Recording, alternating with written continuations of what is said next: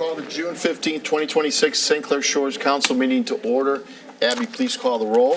Mayor Walby? Here. Councilmember Burgess? Here. Councilmember Karen? Here. Councilmember Frederick? Present. Councilmember Rubella? Here. Councilmember Rusi? Here. And Councilmember Vitale? Here. A quorum is present. Please rise for the pledge. I pledge allegiance to the flag of the United States of America and to the republic for which it stands, one nation, under God, indivisible, with liberty and justice for all. Item 2 is proclamations and presentations. We have the Memorial Day Parade Award winners. So that'll be 2A. I know we have Pam Mason here, so come on up, Pam. I know she has the rest of the committee here. Come on to the center. I think we have 8 awards.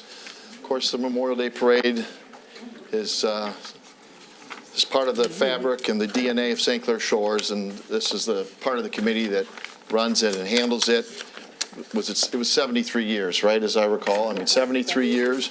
We're a city since 1951, so we're 75 years as a city. So you know how much the St. Clair Shores Parade is part of the city of St. Clair Shores for 73 years. So, meeting 2 or 3 meetings after the parade, we always bring the winners up there. They're picked by different people. Yes, there's a Mayor's Choice Award, so they're going to get something. But if we didn't have people who spend Memorial Day, Sunday, Memorial Day, bringing their time, their efforts to come down here, we wouldn't have a parade. So we want to appreciate them for bringing floats and et cetera to the city of St. Clair Shores and honoring the men and women who gave their life in service to the country. So I'll kick that off. Pam, introduce everybody here, and then we'll get into the awards. Hi, everybody. Thank you for being here for our presentation. I appreciate that. Got a big crowd this year. We don't usually have this crowd. It's the first time. It's really surprising. We have Cheryl, who's our treasurer, Nancy, who is our co-chair, Maria, who is our volunteer coordinator, and Bob, who is our logistics staging guy. Very important. So I'm going to start off with the Mayor's Choice, and that goes to Girl Scout Troop 78089.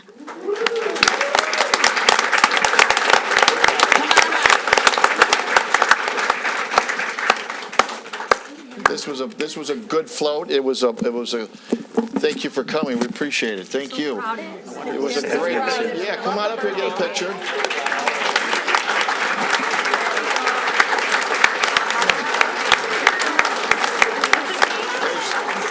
Stephanie Fair over here is our library director. She's part of this group. This was a great float. It was a birthday cake honoring 75 years. They did a fantastic job. You guys did great. You want me to get in there? Alrighty. Thank you. We appreciate it. You did a great job.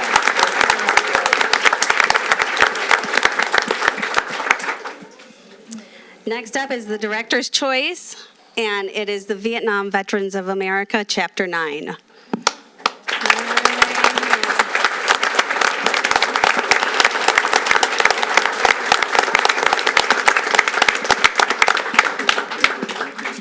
We appreciate it. Thank you. Thank you. Thank you so much. We appreciate it. Amazing. Very good. Thank you very much. No, Can I thank say you. something? Oh, yeah, sure. Well, we give you a mic. Hang on. I just want to say this is what democracy is about. Just take a look at this room. It's all filled up with everybody.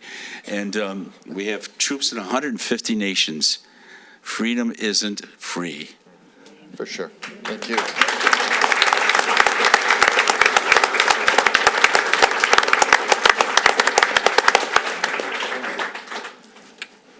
Sure.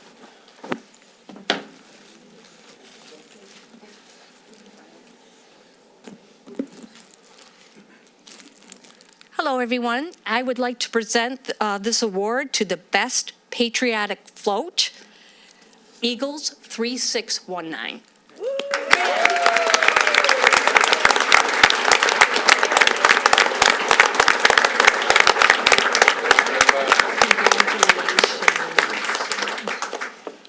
So much. Thank you. Thank you. I know. Thank you so much for coming. You guys did a You've come the great last job. couple of years, right? Yes. Yeah, it's been fantastic. Right, you guys are up there in Greater Mac, right by Royal Bryan, so we appreciate, Stay on the right track. there you go, right there.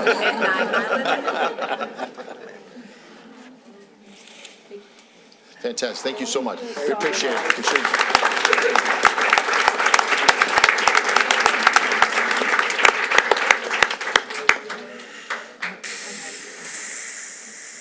Our next award goes to Best Special Entry, and that is the St. Clair Shores Lions Club.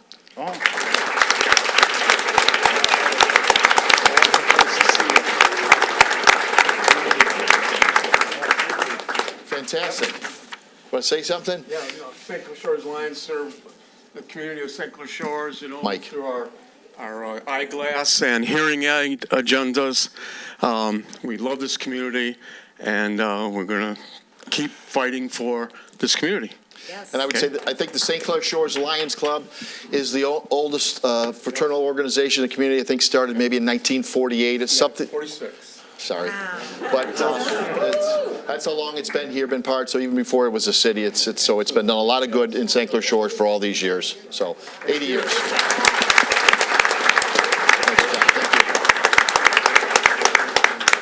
The award for Best Entry goes to Miss Armada.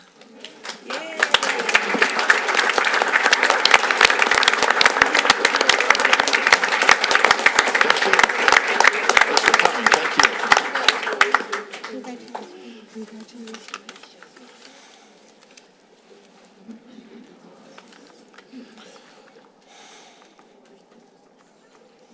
Appreciate you coming. Thank you.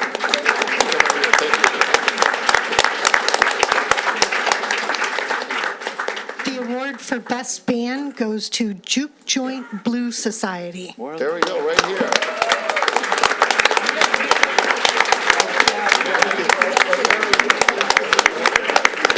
Thank you. Yeah, it's the Freud Blues Society. Thank you. Appreciate it. Thank you. Thank you so much. We appreciate it.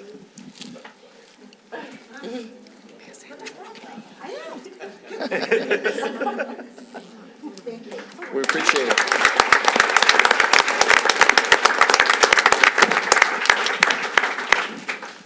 This goes to the best color guard, the police department.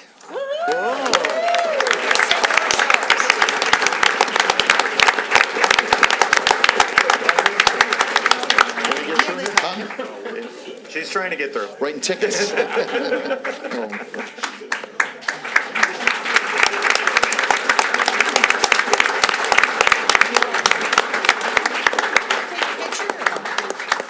Come on, we'll take a picture. Turn around, right here in the middle. All right. Yeah. You and me both. Thank you.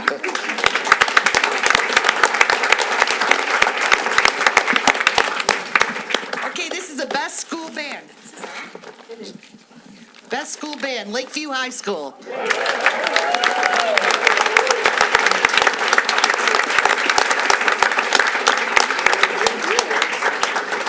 We don't have anyone here. They probably had another school event they had to attend. I'm sure that's what it was. So Okay. we'll hold that and get to them. All That right. was the last award? That's the last award. Okay. That is it. Again, I want to, I speak on behalf of the city and thank the committee for all their work. It's almost, I know you'll take a month or two off here, but starts the fall, they start working almost year-round to make sure for the 74th parade. So we appreciate it again. Thank you so much. Put a lot of effort for it. The people only really knew how much work it is, not only on parade day, but long before to get all these hundreds of entries. I also want to thank, right who's up there, is Councilman Rebello, who is the council liaison for here.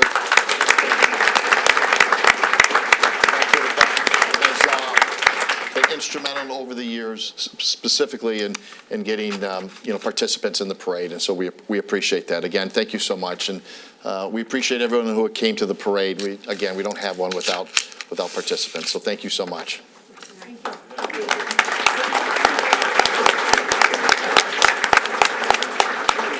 And usually after after this, I usually tell people it's your chance to get out unless you want to sit here. And so we'll give you a few minutes to leave or stay enjoy this.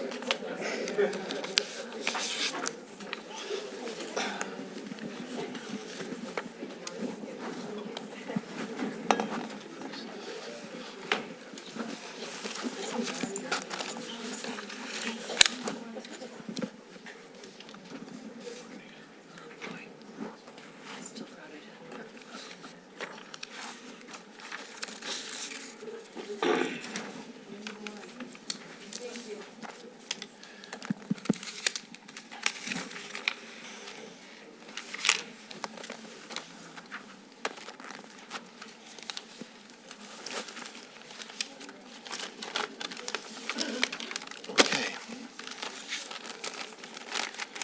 So item 3 is audience participation on agenda items. This is a 2-minute time limit submitted before the meeting to the city clerk to speak on agenda items. So again, 2 minutes to speak on agenda items.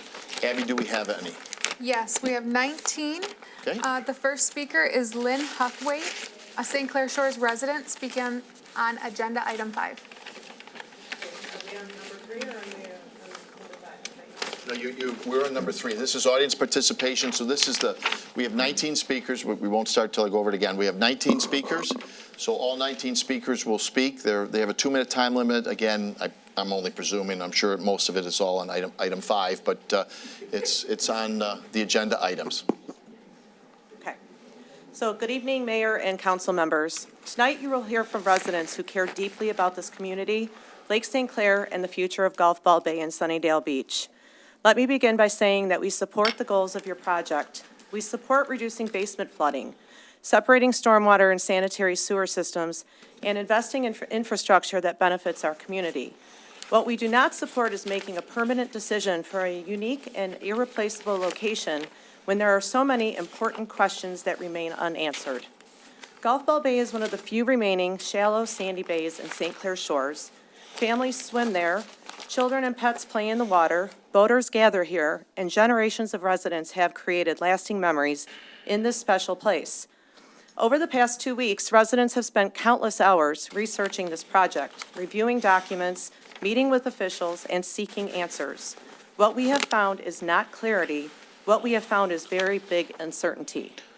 We have received conflicting information regarding the scope of the project, alternative locations, environmental impacts, long-term maintenance responsibilities, and the long-term financial obligations associated with the project. Most concerning is the timeline. Many residents first became aware of the significance of this project just on May 27th of this year. We had 13 business days to investigate the awarding of a contract for a project that could permanently alter this bay for generations to come. Our speakers are not here to oppose progress. We are here because once this decision is made, the impacts may be irreversible. If problems arise in the future, whether they're environmental, recreational, financial, correcting them may be difficult, costly, or basically impossible. Our request is simple. Before moving forward, ensure that the environmental impacts, alternatives, long-term maintenance obligations, and risks have been fully evaluated and disclosed to both council and the public. If those questions remain unanswered, we respectfully ask to look into alternative locations before proceeding. Thank you. Thank you.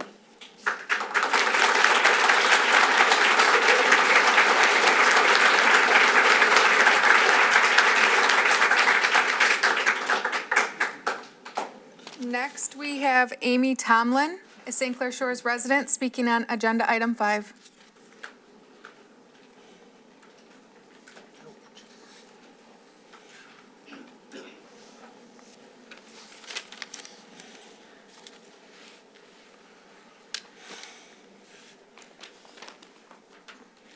Hello, I'm Amy Tomlin, and I've lived on Wildwood for 8 years.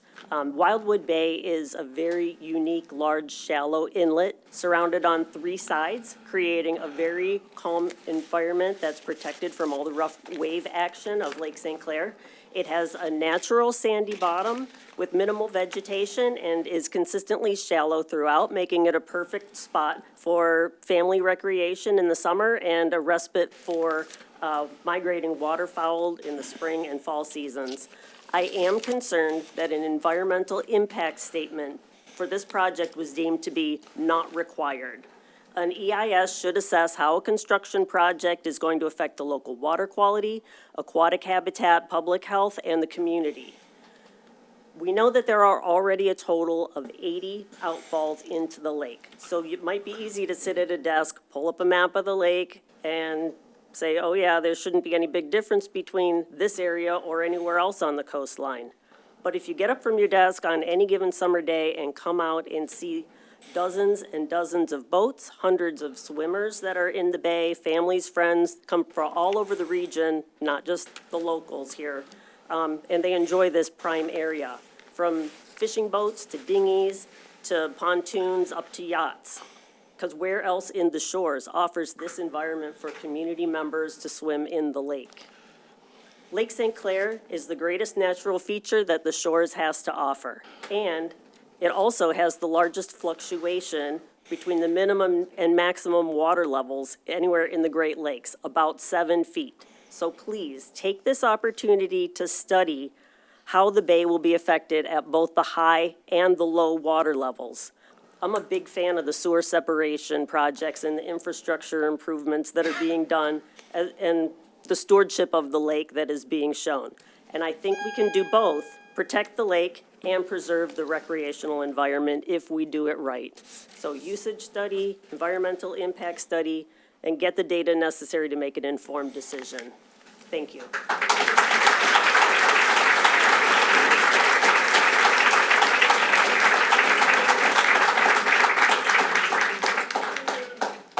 Next, we have Jay Huthwaite, a St. Clair Shores resident, speaking on agenda item 5. Good evening, Mayor and council members. Evening. Again, to reiterate, I support the goal of separating stormwater and sanitary sewer systems and reducing basement flooding. My concern is not the project itself, but just the proposed location of the outfall. Again, for years, families from all over St. Clair Shores and the surrounding communities have come to Golf Ball Bay because of its unique qualities: shallow, sandy, protected, welcoming. Children swim here. Families celebrate birthdays, weddings, graduations, and enjoy many great opportunities for communion, to be together. 3 weeks ago, we had a bachelorette party here. You never know what you're going to see out there, and it's always a lot of boaters. Boaters come here to relax for generations and memories and create traditions in this special place. So we've been told that the discharge is simply rainwater. It's rainwater, what's going to come out of the outfall. However, the Environmental Protection Agency states that the rainwater that flows across roads, parking lots, lawns, and developed areas, then it becomes stormwater runoff. This is not safe in swimming areas. In fact, the EPA recognizes that, quote, stormwater runoff can carry sediment, nutrients, bacteria, road salt, oils, heavy metals, PFAS, and debris like microplastics and receiving water into the receiving waters. Council, we contacted multiple public health agencies, and they commonly recommend avoiding swimming directly and direct water contact for up to 48 to 72 hours following any significant stormwater runoff because of the pollutant and bacterial levels that will increase after a rainfall. That raises an important question. Do we know what impact this outfall could have in a little bay that is used by families for swimming and wading and fishing in? Golf Ball Bay is uniquely shallow. It's enclosed, and 2 streets provide barrier from those waves. It does not flow. And so residents have not been provided enough evidence to demonstrate that the bay has the depth and the circulation to flush out this water safely. And that is our genuine concern. So please make informed decisions. Take a look at what the EPA looks at stormwater actually as relates to damage and health concerns. Thank you.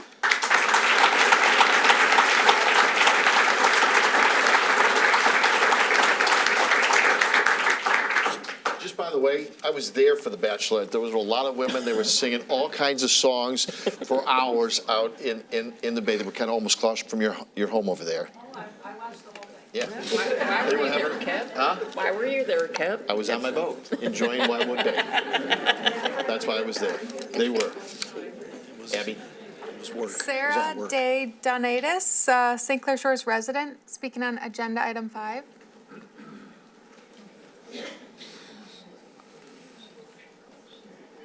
Good evening, Mayor, City Council members, and fellow citizens.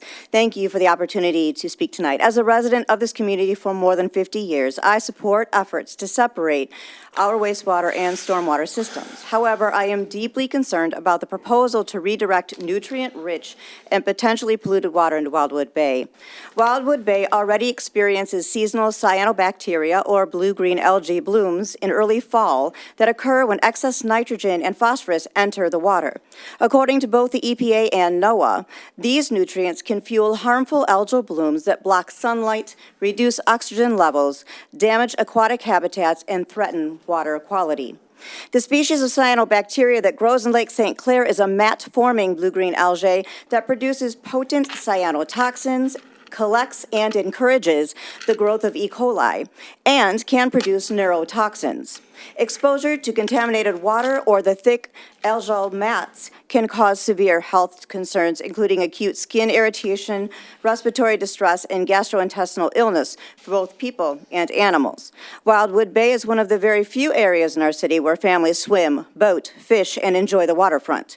Before moving forward with this project, I respectfully ask the council to carefully consider the long-term environmental, recreational, and public health impacts that additional nutrient loading may have on this valuable community resource. Once a bay is degraded, restoration can take years and cost far more than prevention. I urge you to proceed cautiously and ensure that the protecting Wildwood Bay remains a priority. Thank you for your time and consideration.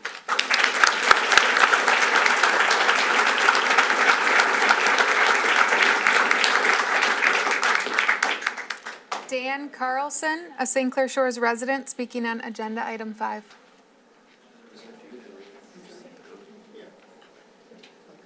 Good evening. My name is Dan Carlson. I was born in St. Clair Shores a long time ago. I've lived on Wildwood Bay, on Wildwood for the past 20 years. This place is beautiful and serene. Today I'm here to speak for those that have no voice and no vote in this matter, the wildlife that call our bay home. Birds, fish, amphibians, reptiles, and other wildlife. To focus my comments, I would like to speak up for one of those species, a fish called the spotted gar. In my time living along the bay, I've seen many times what I believe to be the spotted gar in the shallow waters near the beach. It's a beautiful and unique looking fish. It looks like a trout with a long snout. For background, spotted gar requires shallow, slow-moving, vegetated coastal wetlands to survive. In the Lake St. Clair watershed, they are often found in coastal marshes, protected bays, shallow vegetated habitats, and wetlands. Not surprisingly, the gar are drawn to Wildwood Bay. In the state of Michigan, the spotted gar is classified as a state special concern species due to its rare and declining population. It is illegal to harvest or spear spotted gar in our state. To be clear, a special concern species is one that is particularly vulnerable to environmental changes. These species face declining populations, make them a high priority for monitoring to prevent future extinction. So I really have one question for this city. Has a biological assessment been completed and disclosed to the residents that identifies the wildlife that live in the bay and the potential impact this project might have on their sustainability? So, while we support the goal of separating sewer and stormwater, we respectfully request that the city delay approval until the environmental impacts, alternatives, and long-term consequences have been fully evaluated and disclosed to the public. Thank you.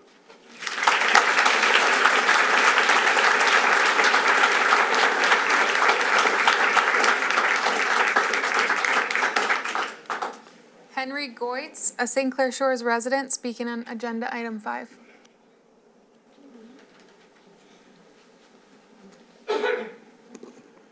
Good evening. I've lived on Wildwood Street for over 30 years, and I'm also here in response to that proposal to place 2 large storm drains that will capture rainwater and associated surface contaminants from as far as I-94 to an extremely small and shallow bay Lake St. Clair with stagnant water has fostered an ongoing accumulation of muck and debris. Approximately 20 feet away from this beach, a developer had dredged a new canal. For over 20 years, it's become completely filled with muck and weeds and overgrowth.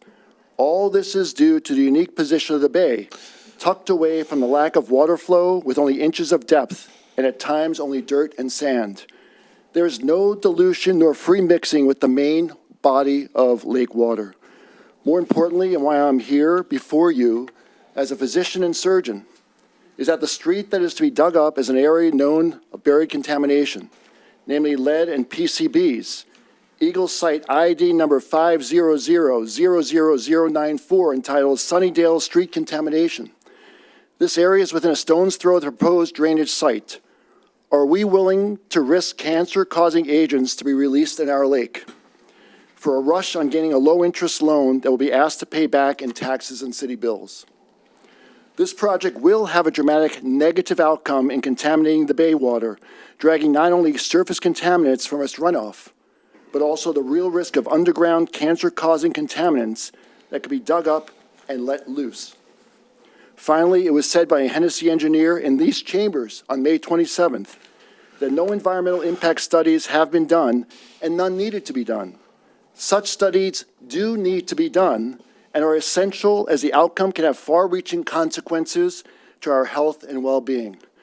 Although we all support the city's interest in separating sewer water from rainwater, it's essential that the city delays consideration of this project until environmental impacts, alternatives, and long-term consequences have been fully evaluated and fully disclosed to the public. Thank you.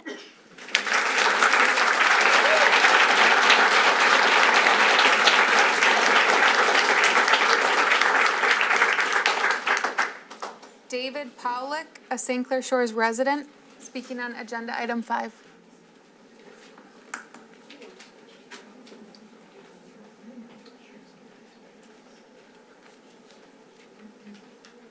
Good evening. Dave Pollock, 22615 Sunnydale. I live at the property directly adjacent to the proposed runoff or the drained discharge into the bay. Early on, so I've seen the engineers out there from the very beginning, perhaps last February or so, when the lake was still frozen. They had engineers and interns walking out into the lake and down the canal in back of my home. I went out at that time to ask what was up. They told me, and I said, and they mentioned at the time that the proposed discharge was going to be right next to my house. And I asked why it didn't go out to the end of the bay as some of the other discharges for storm waters are built. And I was told that there was a moratorium on putting any such structure into the lake. Well, I took it upon myself to call the Corps of Engineers and first spoke with Charlie Ularic in the Environmental Division of the Corps of Engineers, who said that there was no problem with a civic structure being built, a pipeline underneath the lake bed, as long as they had Eagle and the Corps of Engineers approval on such projects.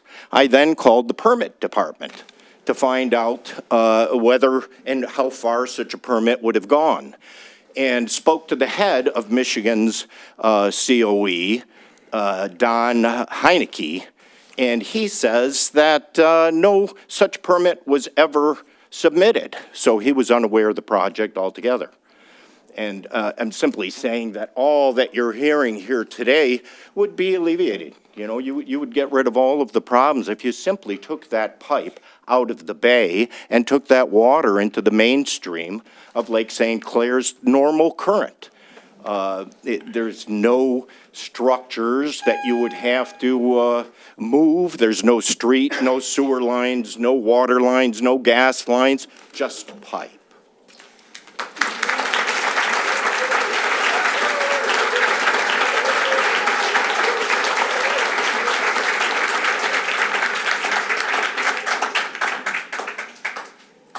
Charles Pregibon, a St. Clair Shores resident, speaking on agenda item 5.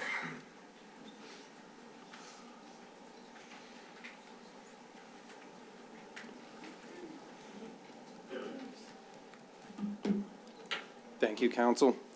Speaking on behalf of Nicole Thompson, who performed a lot of the litigation investigation on this. So if this proposal is approved, we intend to seek appropriate legal relief, including declaratory and injunctive relief in federal court. Following attorney review, potential causes of action include, but are not limited to, the following. A Section 1983 claim, including violations of procedural and substantive due process rights related to inadequate notice, as we've talked about previous, conflicts of interest, the arbitrary selection of this site when better alternatives may exist, unlawful and uncompensated taking of property rights, including any ownership, easements, and/or literal rights, and the violation of civil rights. Violations of the Michigan Environment Protection Act, as the current plan is likely to result in pollution, impairment, and/or destruction of the beach and adjacent bay. The impacts on human health from the proposed plan have also not been properly evaluated, as we've discussed. And the failure to conduct updated studies regarding partial remediation pollutants is negligent and reckless. There also have not been proper evaluations of alternative discharge locations, despite evidence that more suitable sites may exist. It is also likely that the proposed discharge plan would violate the Clean Water Act and potentially the Soil Erosion and Sediment Control Act. Additional claims may include breach of fiduciary duty, violation of the Michigan Open Meetings Act, violation of the public trust, abuse of authority, and other claims currently under investigation. Potential action is contemplated not only against the city, but also against engineers, contractors, and other parties whose actions may violate state or federal laws protecting lakes, wildlife, and property rights. Because of the city's limited notice and the lack of clarity of the information provided to date, additional claims may be identified as further actions become known.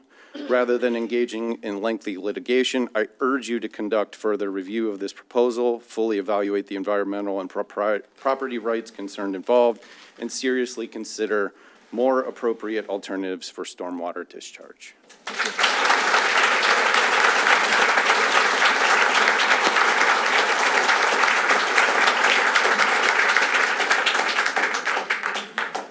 Jason Lambris, a St. Clair Shores resident, speaking on agenda item 5.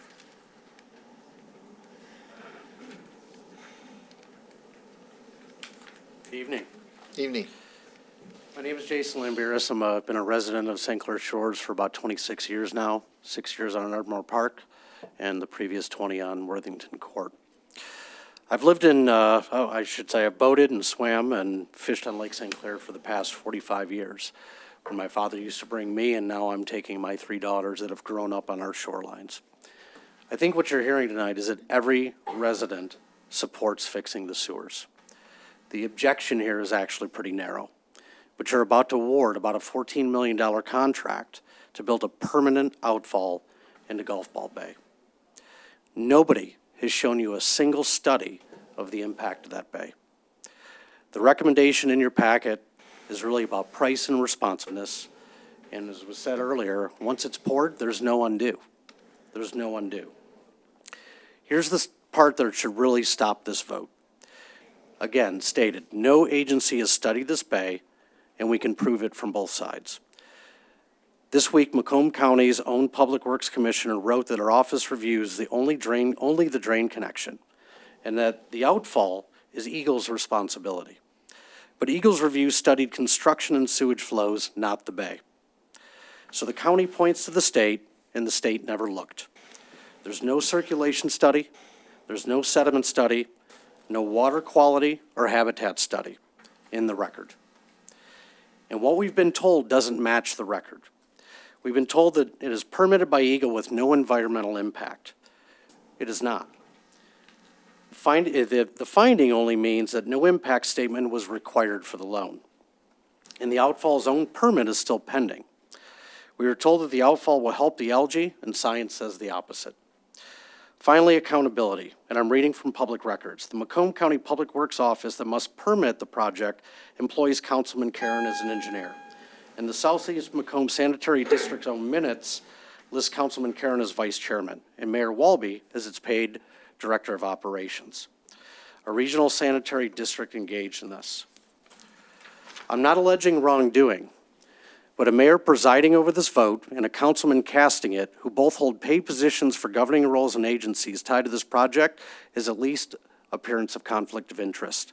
I respectfully ask Mayor Walby and Councilman Karen each to disclose their roles and recuse from this item in the vote, and I ask the city attorney to advise on record whether recusal is required.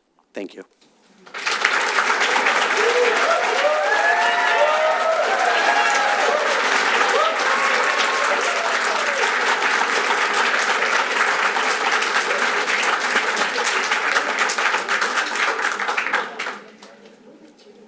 Linsden, a St. Clair Shores resident, speaking on agenda item 5.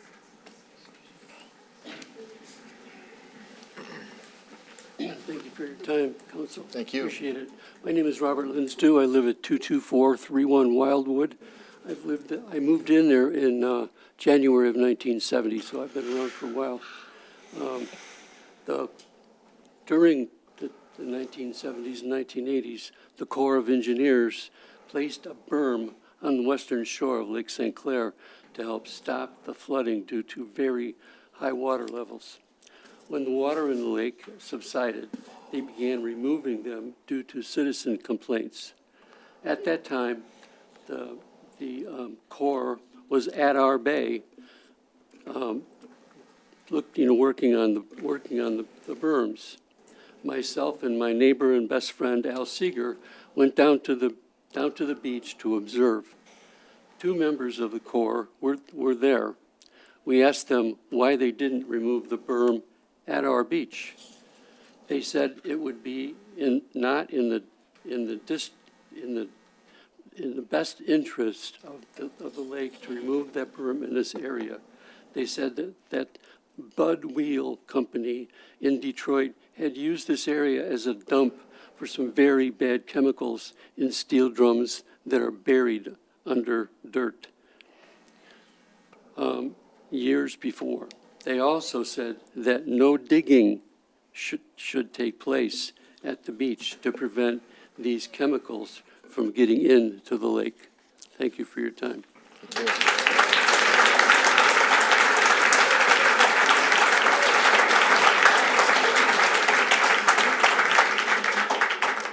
Deanna McArdle, a St. Clair Shores resident, speaking on agenda item 5.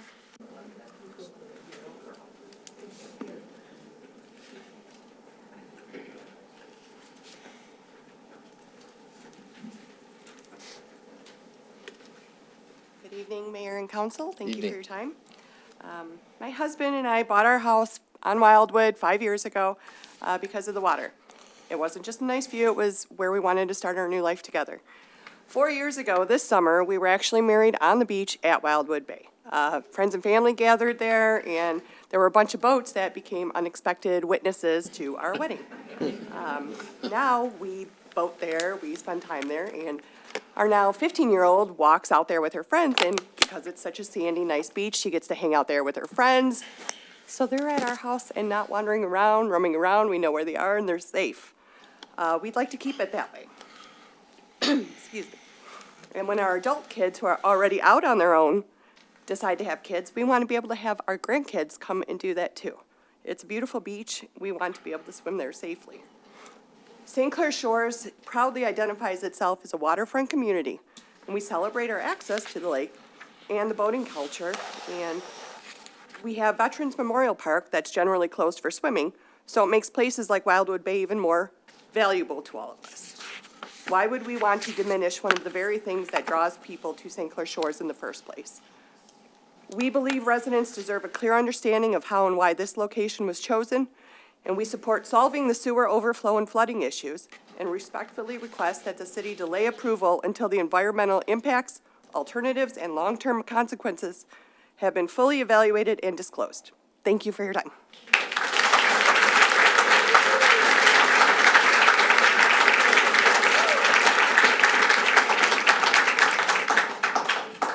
James McArdle, a St. Clair Shores resident, speaking on agenda item 5.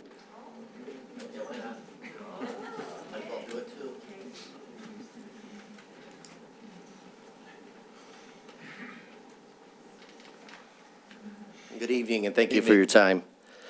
Before we moved to Wildwood, we moved to another home in St. Clair Shores. That flooded. So we understand firsthand the stresses, expense, and disruption that flooding causes families. And because of that experience, we support solving the sewer overflow and flooding issues. However, we believe residents deserve greater transparency before a decision of this magnitude is made. What alternative locations were evaluated? Were they rejected? If so, why? Why has the public not been provided the analysis supporting the chosen location? Residents deserve to understand why Wildwood Bay was selected and what factors were considered in determining that this was the best option beyond anything else. We respectfully request that the city delay approval until the environmental impacts, alternatives, and long-term consequences have been fully evaluated and disclosed to the public. Thank you.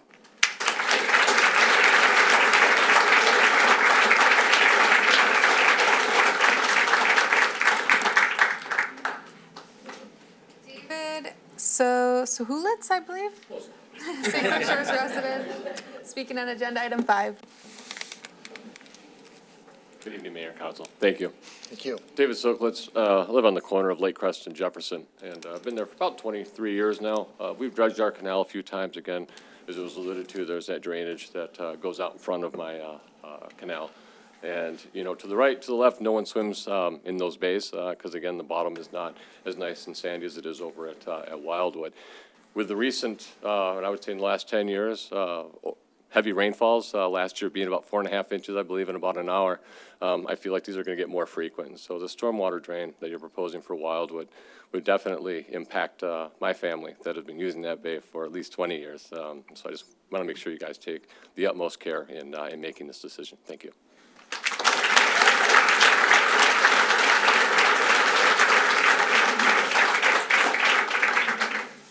Elaine Herchoke, St. Clair Shores resident, speaking on agenda item 5.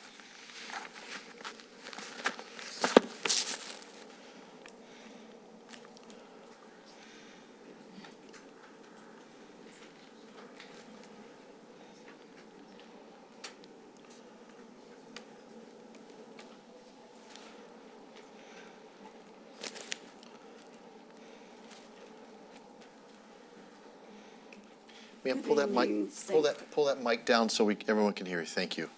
Okay, is that better? Yes. Excuse me. Good evening, St. Clair Shores Council members and citizens. I am pleased to say that I bought my home in 1987 on Wildwood, right in the middle of Wildwood Peninsula of that street. And I fortunately had every day since then to look out on that beautiful, wonderful, clean water bay. It breaks my heart to imagine having this drain off into that special bay with its sandy bottom and clean water. I'm in support of the suggested drain. However, I respectfully request that some consideration be given to another location for a drain out, rather where the water in the lake would be able to work into whatever comes into from the drain, whereas right now it would be stopped right into our bay. And it would be such a tragedy to see our bay destroyed. Thank you very much.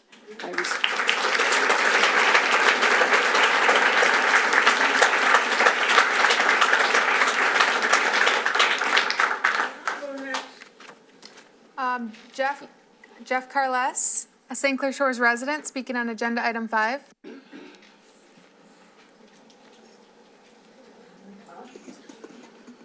Good evening, Council. Evening. And my fellow residents, you guys brought up some awesome points tonight, and I don't want to repeat most of them, but I just want to mention a couple things about the storm runoff in current canals in St. Clair Shores. You may have seen many canals have signs when they post that they have to put chemicals in it to kill the weeds. Well, I understand that several of those canals where current drains runoff come into, nothing grows in them. They don't put weeds, they don't have to put weed control down. So that might tell you a little bit of something of what's going into the lake. And as Jay had mentioned, you've got in stormwater, nutrients, hydrocarbons, toxic metals, pesticides, herbicides, dicing chemicals, micropollutants, everything that comes from the streets goes into stormwater. So I do encourage you to please continue what you've all been talking about, to study this properly before any decisions are made.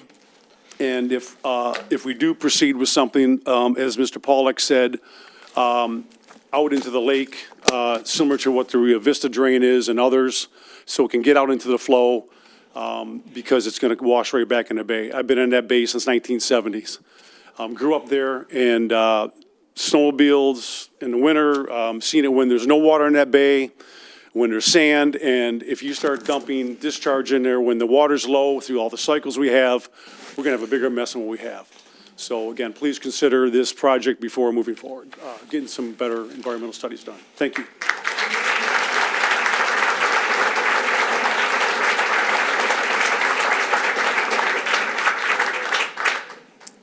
D. Groot, a St. Clair Shores resident, speaking on agenda item 5.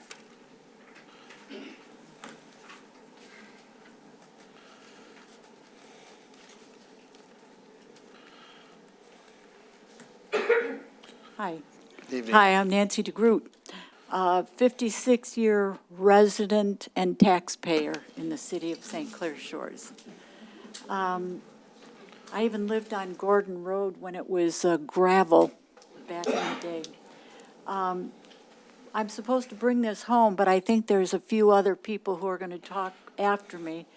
But I'd like to just say the final things that we're hoping from you. We support the concept of sewage and rain runoff being separate. You've heard that over and over again.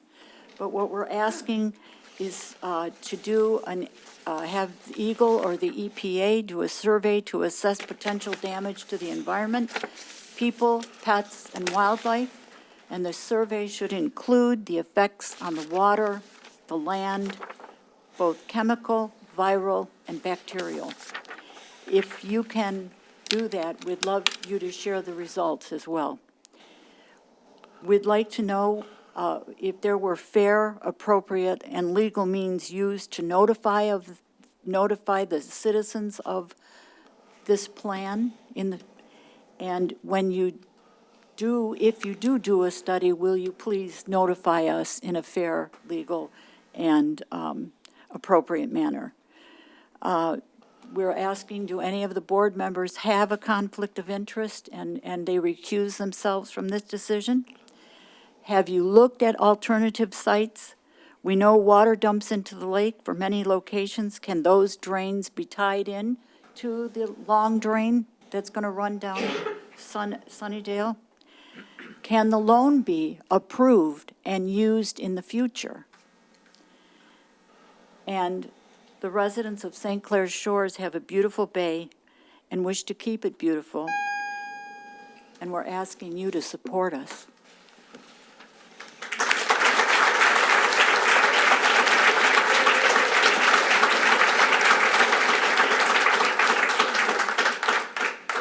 Sandra Skinner, a St. Clair Shores resident, speaking on agenda item 5. Good evening. Good evening.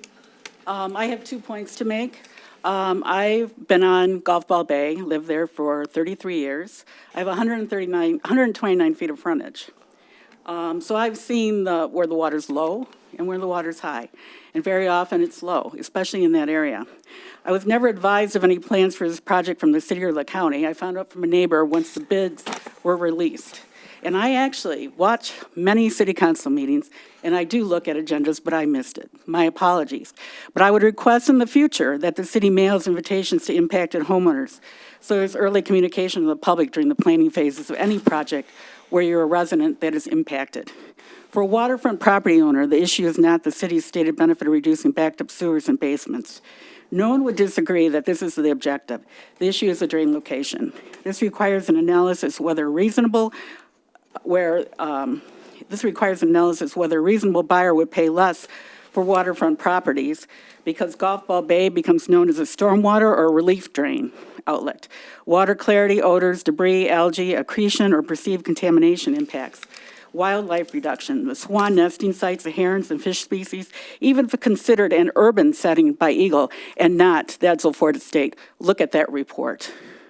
The recreation use of the bay will be diminished, and you also have to look at winter ice activities and ice fishing. Future buyers perceive the bay as a catch basin rather than a premium waterfront location.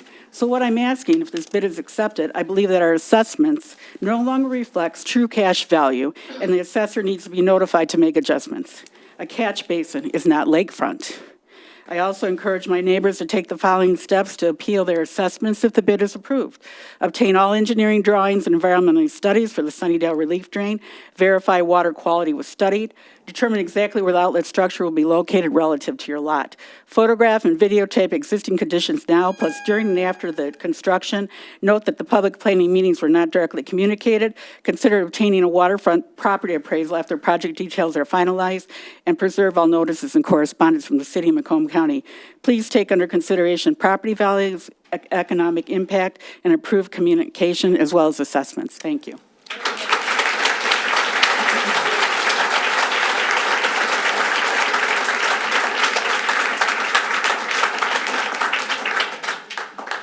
Our last speaker is Sam Gizzy, a St. Clair Shores resident, speaking on agenda item 5. Good evening, everybody. My name is Sam Gizzy. I live on Ardmore, and my backyard is that golf ball bay there. And so I can tell you a lot about it. But I want to talk about the wildlife there. And, you know, there's a lot of, you know, there's a eagle there. There's, of course, there's lots of geese, but there's lots of, there's lots of ducks and cranes, and but that water back there is very shallow, and that becomes a breeding ground for fish in the springtime. So you'll see fish jumping up and down, you know, in the spring because it's a spawning over there. That's a spawning bed for bass and for perch and all kinds of small fish, and that's why the cranes hang out over there. They're fishing, okay, and. So I could just see if you have this runoff going over there, there's going to be a lot of, you know, green scum on the top of the water because of all the fertilizer, and that would run into that bay, and that would cause a lot of algae to grow over there. And it's so shallow, and there's a peninsula in the middle of the two bays, so that really impacts the water going in and out of that. So if that runoff gets in there, it's not going to get out of there, and it's definitely going to damage the wildlife. So I can't imagine that anybody's done any kind of a study on the impact of the wildlife over there, because it can't be good. I mean, and there is that garfish over there. I've seen them. There is muskrats and big water snakes you wouldn't believe. But it's very, very pristine area. I mean, and that's on top of, you know, all the boaters on the Wildwood and all the swimmers in the Golf Ball Bay side. So if you do this, it's going to definitely impact it. And of course, all us people who live on the water there, I think we'd all probably would deserve a reduction in our property values and a reduction in the property taxes, right? So when you're doing your financial impact analysis, take that into consideration. Okay. All right, thank you. Thank you.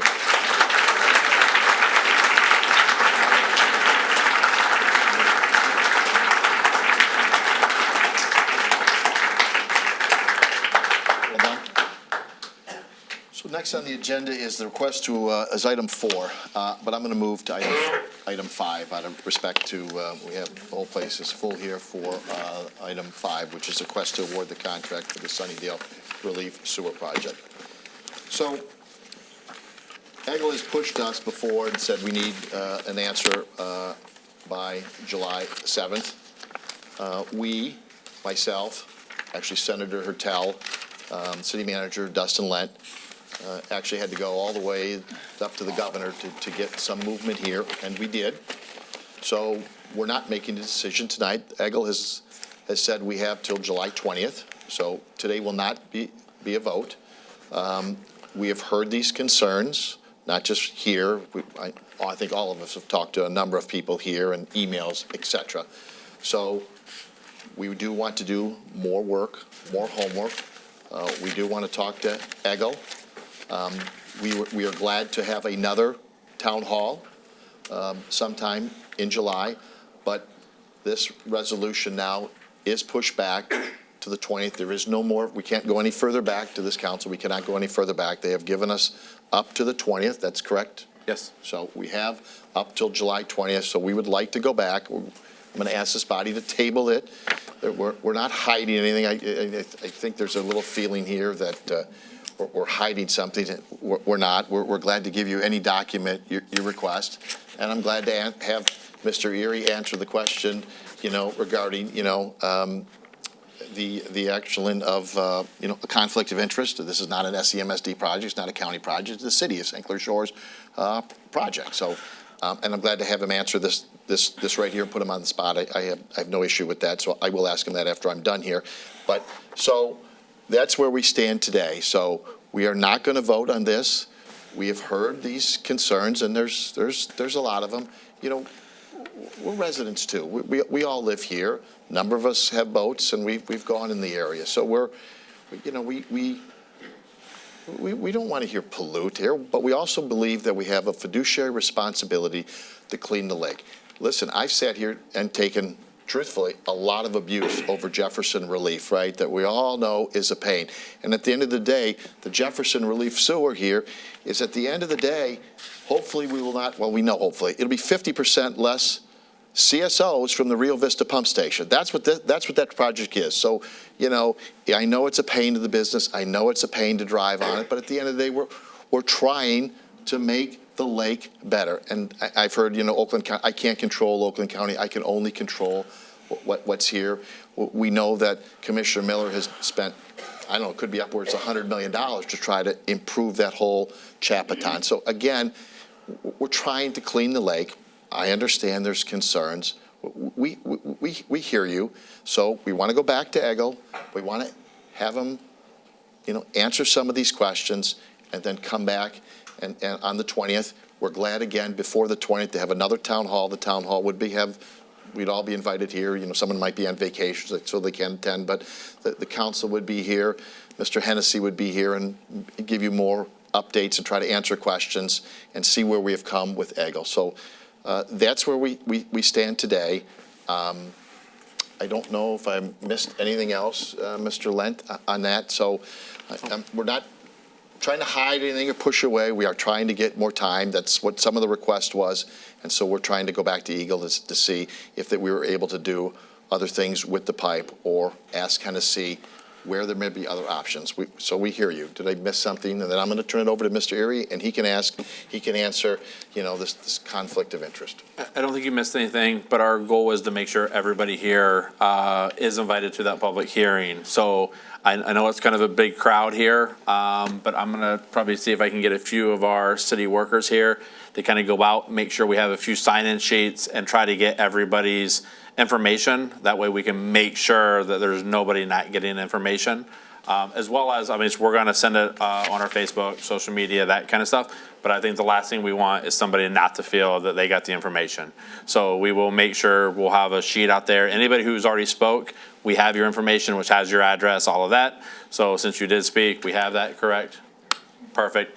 So anybody else who would like to make sure they get notification, like I said, we'll have some people, thank you, Chief Allen, out there with a few different sign-in sheets, paper, and then we can go ahead and get your information so everybody knows. Mr. Karen? Thank you. Yeah, probably just in terms of what you're going to ask Mr. Erie. So it was brought up what my day job is. Yeah, I'm an engineer from Macomb County Public Works. My job, I look at all the initial applications and all the initial plans that come in for either soil erosion or drain reviews. What does that mean? They have to have an application. They have to have a plan. I don't sign off on plans. I don't approve applications. That all goes to other engineers within Macomb County Public Works. Other projects I work on, I try to fix the muck issue that is infesting the lake. I'm working on a project where we're using $800,000 from the state, thanks to State Representative St. Germain, to start to figure out what's the best cleanup method and prevention for the MOLI muck that is coming down in the shoreline deposits. I also work on trying to put pressure on Oakland County in terms of the Red Run drain, where GWK last week dumped 127 million gallons of CSOs into the Red Run that ends up in the Clinton River, ends up in Lake St. Clair. It's like one of my jobs is to keep pressure on them to try to do something different. We're trying to utilize the fact that that drain goes through our county to put pressure on them to change what they're doing. So that's another one of my jobs. So in terms of approving anything in terms of this project, that is handled by other engineers. And in terms of Macomb County Public Works, what they're approving is that there's one tap that goes from Sunnydale to the current Alexander drain that is changing as a part of this design. So that engineer is reviewing that change. That is not part of, that they're not approving the entire design, is just about that single tap that is going on. So, and with that, Mr. City Attorney, per the charter, do I have any conflicts here? Okay, let me just, before I hand it to him, I would just say, and this probably will go off wrong, but it's easy to kind of throw the stone at us, but I will tell you, he's an asset. He's an asset, Councilman Karen, be working in the county and be part of St. Clair Shores. He's an asset. So I know that probably people may be mad that I say that, but that's the fact. So he's an asset here. So it's easy sometimes to throw the stone at us, but he's an asset. We're better. We got a better community with him there. And Mayor, one additional thing.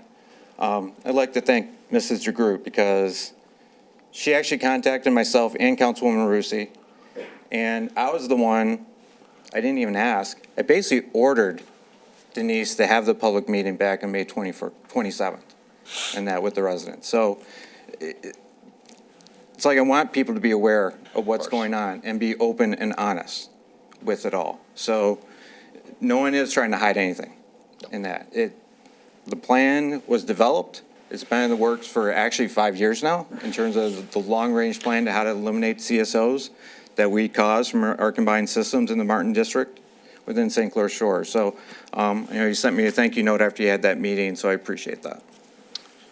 Ms. Rusi. Thank you. Is it time to move to table? No, I would like Mr. Erie to answer the. Okay. And then I'll call on you if it's okay. Mr. Erie? Yep, thank you, Mr. Mayor. First of all, then I'll get you, Dave, okay? Let Mr. Erie answer the question. okay, it is always legitimate for not only council people, but residents to raise questions of conflict of interest, but I can assure you that my preliminary thoughts about this prior to tonight's meeting, if there were a conflict of interest that was identifiable, it would not have to have been asked by residents. It already would have been brought forward to either a council person or the mayor or somebody else. Typically, conflicts of interest with respect to the application of either state law, city charter, city ordinances involve whether or not a council person who's going to vote on a project has a substantial financial, personal substantial financial interest in that project. That personal financial interest could be voting on something because it's going to benefit their employer. And at this juncture, without doing more research, I don't think that either the County of Macomb or the SCMSD is going to financially benefit, or if Mr. Councilperson Karen or the mayor are going to personally enhance their financial interest at either of their employers because of a vote on a city project. However, because the question has been raised and because these matters tend to be very fact-specific. There's no cookie-cutter answer to questions that get raised like this. I think it is fair, and I would respectfully request the mayor that you allow me to issue a written opinion on the matter so that not only the council has it, but if the council wishes to share it, it can be shared. Thank you. For sure. Thank you. Mr. Rubello.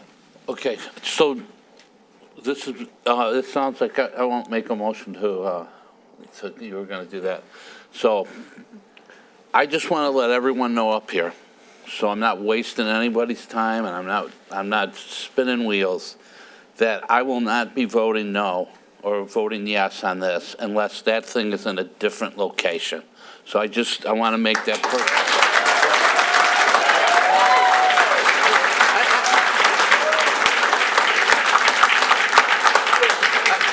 I didn't mean to get applause. I just want to let everyone know that that's not the right spot.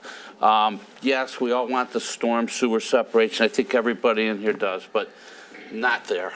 It's for basically all the reasons that I can't even begin to reiterate. So just so everybody knows. Okay, thank you. Okay. Ms. Rusi. Chris has his Oh, pen Mr. up. Vitale.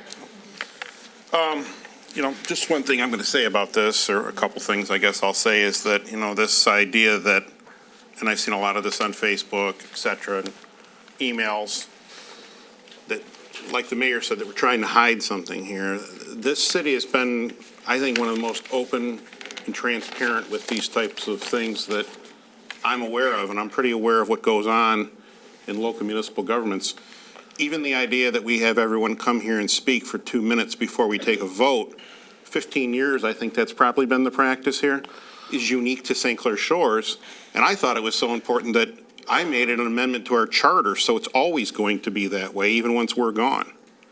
So that's how much we do value resident input, and it's one of the reasons I'm frustrated with everyone cutting the cables, like we're not getting the kind of watch on these meetings like we used to. So to say that we haven't, discussed this among us, listen, I've been up watching YouTube videos about sewer outfalls and all kinds of things like that. I took issue with the material that's being used at the proposed outlet. So there's been plenty of discussion, but one of the problems is that I think we as the governing body, as well as the residents, were brought into this unfortunately too late. And we should have been involved, pardon the pun, much further upstream. Because I already know in talking to my peers on council, we all could have made this better. I'm not going to say relocated, but I would like to see the effort, of course, made to get that bottom land conveyance. And if we don't get it, we're probably going to have a new administration soon. And Eagle policies may change. So, again, I want to see that separation take place. And we all certainly have worked and been in contact quite a bit on this. Ms. Burgess.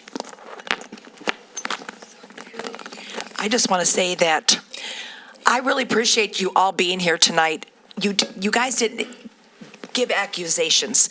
Everybody that I've talked to on this subject, and I've been out there with Lynn and her family and talking about all this, I just really appreciate that it was never wanting to be a fight. It was always they understood where we're coming from, and we understand where you're coming from. So I do appreciate that you're all here today. This actually warms my heart that this many people care about our water and care about our city. So thank you for being here today.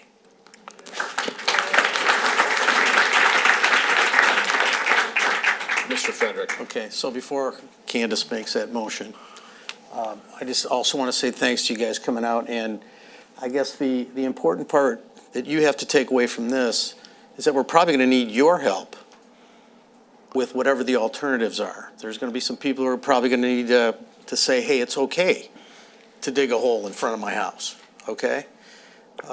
Nothing's going to get done unless we're all in this together, so I'm asking you, if we don't want it, and like Dave, I was not a fan of this. I was not a fan of two giant pipes just sitting there open. But the alternative is probably going to be a little bit different than what maybe you think. And you're going to probably get some conversation. And from what I understand, if in fact we could do something different, everybody on the private street would have to agree. So I don't know how easy that's going to be, but I'm pretty sure that that's something that we'll have to do. So thanks for coming out. A lot of familiar faces, Warren, Jeff, all you guys. Appreciate you guys being here, and thanks for the phone calls, and thanks for letting me come out and walk the street with you. Ms. Rusi. Yeah, thank you. I will move to table to July 20th to allow time for more research and communication, to explore alternatives, and to schedule and host a town hall beforehand with the residents. Support. Moved by Ms. Rusi, supported by Mr. Karen. All in favor? Aye. All opposed, 7-0. So let me just highlight it again. So this is not coming back till July 20th, right? And that will be, we will have to make that resolution at that time. We will not get an extension, so it will be an up and down vote then.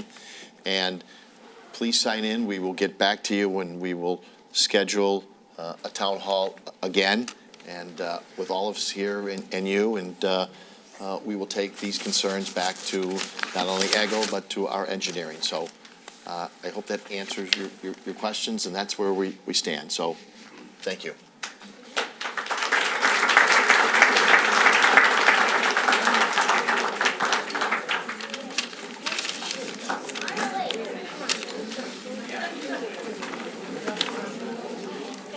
That one gentleman's going to be the only one left. I live on the lake too, and that's exactly what I do every morning. Okay. You know where Sunnydale and Wildwood come together? That's me. For giving us the opportunity. And I'm grateful that you listen to us. And I know that you're trying to do great. I get it. I get it. I really do. Good to see you, man. Jay. Leave's other half. I figured it out. We'll be in touch. Trust me, we're not over yet. So. Thank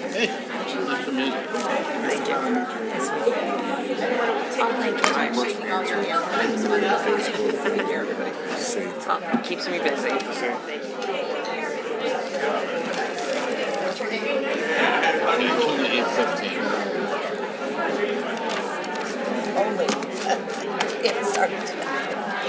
We gotta clean the room. We got a meeting to attend, so can you, if you don't mind?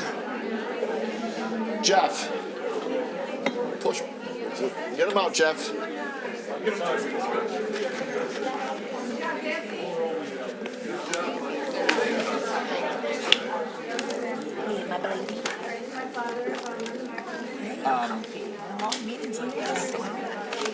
If I don't know, Denise Broker, Good group. Yeah. her counsel, Denise is not here today. She actually had a foot accident, broke her foot. So you're covering it? I'm covering it tonight, yeah. So, Denise broke her foot? Broke her toe in Council Chambers on Friday. yes. Tripped. Council, just so you guys know, Denise into isn't an here today. She orthopedic broke her Thursday. foot, toe, foot. So, My foot's broken. she's on crutches. So I'm gonna handle, like, I'll be What is this, covering Russia? stuff for her.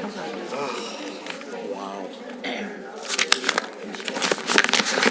Everything go okay?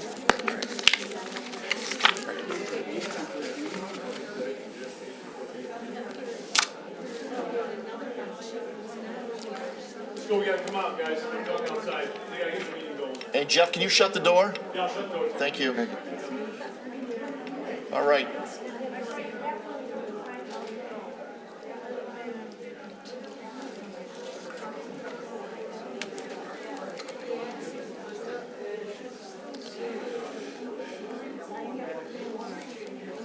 Item 4 is to request approval to award the contract for the Alexander Sewer Separation Project. Mr. Lent. Yes, the Alexander, so speaking about sewer separations, this is the Alexander Street between Little Mac and Manhattan. It is the last section of the Alexander Drainage District that has a combined sanitary storm sewer. In 2024, the city received congressionally directed funding through Congressman John James to undertake the separation of this stretch of sewer. Because of the concerns of the age of the water main, we did relocate the water main, and now we're going to be looking to do the uncombining of the system, of the separation. We are recommending to award the sewer separation to the second lowest bidder, which is VIL Construction LLC, in the amount of $1,397,039.50. Also is requested is a contingency of 6%. You might ask why 6, because we usually do a little bit more than that. That is the requirement for a lot of these state congressionally funded you would actually kind of see that in part of the SRLF went as well, that we did table as well. The city would be responsible, however, for 20% of this award. 80% would come from the congressionally directed funding, and that our 20% would come out of the the Clair Clean Water Initiative. And that that money has already been transferred over to our sewer project last year. So I move for, sorry. Go ahead, Thompson, finish it off. You're not moving this You've been along, talking a huh? lot. Question, Mr. Karen. Thank you. Yeah, it's kind of a little more history on this particular project as well as the other one as well, right? This started almost 5 years ago. It actually started when we got ARPA funds. We're like, hey, what could we spend the ARPA money on? And one of the things we started talking about was storm sewer separation, particularly.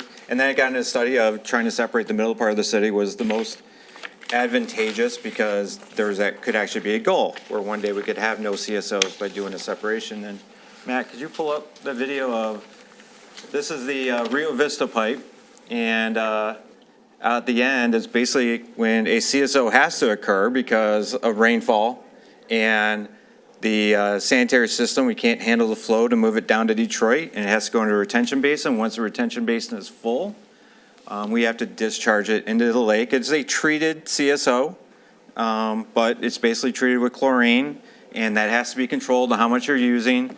But you can see this is an advantage of, it was ice cover that day. And you can just see the brown liquid coming up, and that's what an actual CSO looks like, and that's what's going into the lake anytime that we do one. And that's why all of us up here have had a goal for those 5 years, ever since we approved that initial study, to try to eliminate them. And so I'm glad that this project is finally to that point. For whatever reason, way back then, when, late 50s, early 60s, rather than a separated system being put on the street of Alexander, a combined one was put, for whatever reason. Don't know why they made that decision. So I think it's great that we're finally at a point today that we can separate that, and the stormwater will go to the Alexander drain. Sanitary system will stay as it is. And one of the advantages that all the people on that block is that they have basically now a very oversized sanitary system once this project's done, because all that stormwater is going to get separated from it. So I think it's great that after all these years, we're finally at a point, shovel in the ground, Yes. and actually separated sewer, something that we've been pushing Oakland to do on their own systems. But one of the things we said is that we got to fix our stuff first. As the mayor said, the Jefferson Relief Project, we hope to take away 50% of the events of that type of a CSO coming out of Martin. But after that, Macomb County Public Works has invested $9 million in the Bond Here pump station. That's going to add about 1 million gallons of storage that we can use the pipe for. But after that, those are all the ideas. After that, we got to start separating if we want to stop CSOs from going to the lake out of our city of St. Clair Shores. So great to see this finally here at this moment. And construction timeline, this is actually going to be done this year. And that, yes, since we're utilizing the grant from Congressman James, was greatly appreciated. Him putting that in a few years back. Matter of fact, remember I was with him at the Memorial Day Parade, and he pulled up his phone to show me that that was one of the projects that he was asking for. So greatly appreciated the congressman for getting us this grant so we can do this separation project on Alexander. Move to approve. Support. Mr. Fredericks, supported by Ms. Burgess. All in favor? Aye. All opposed. Thank you, 7-0. Item 6 was removed at the bond resolution because 5's have been tabled. Item 7 is request to transfer ownership of the escrowed 2025 Class C liquor license with Sunday sales to Jukebox Charlie LLC 25117 Harper Avenue. Do we have the petitioner here? Yes, sir. Come on up. There he is.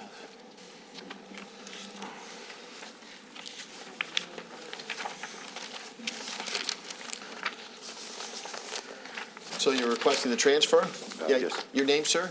Mike Andrew Hobecki, And you reside where?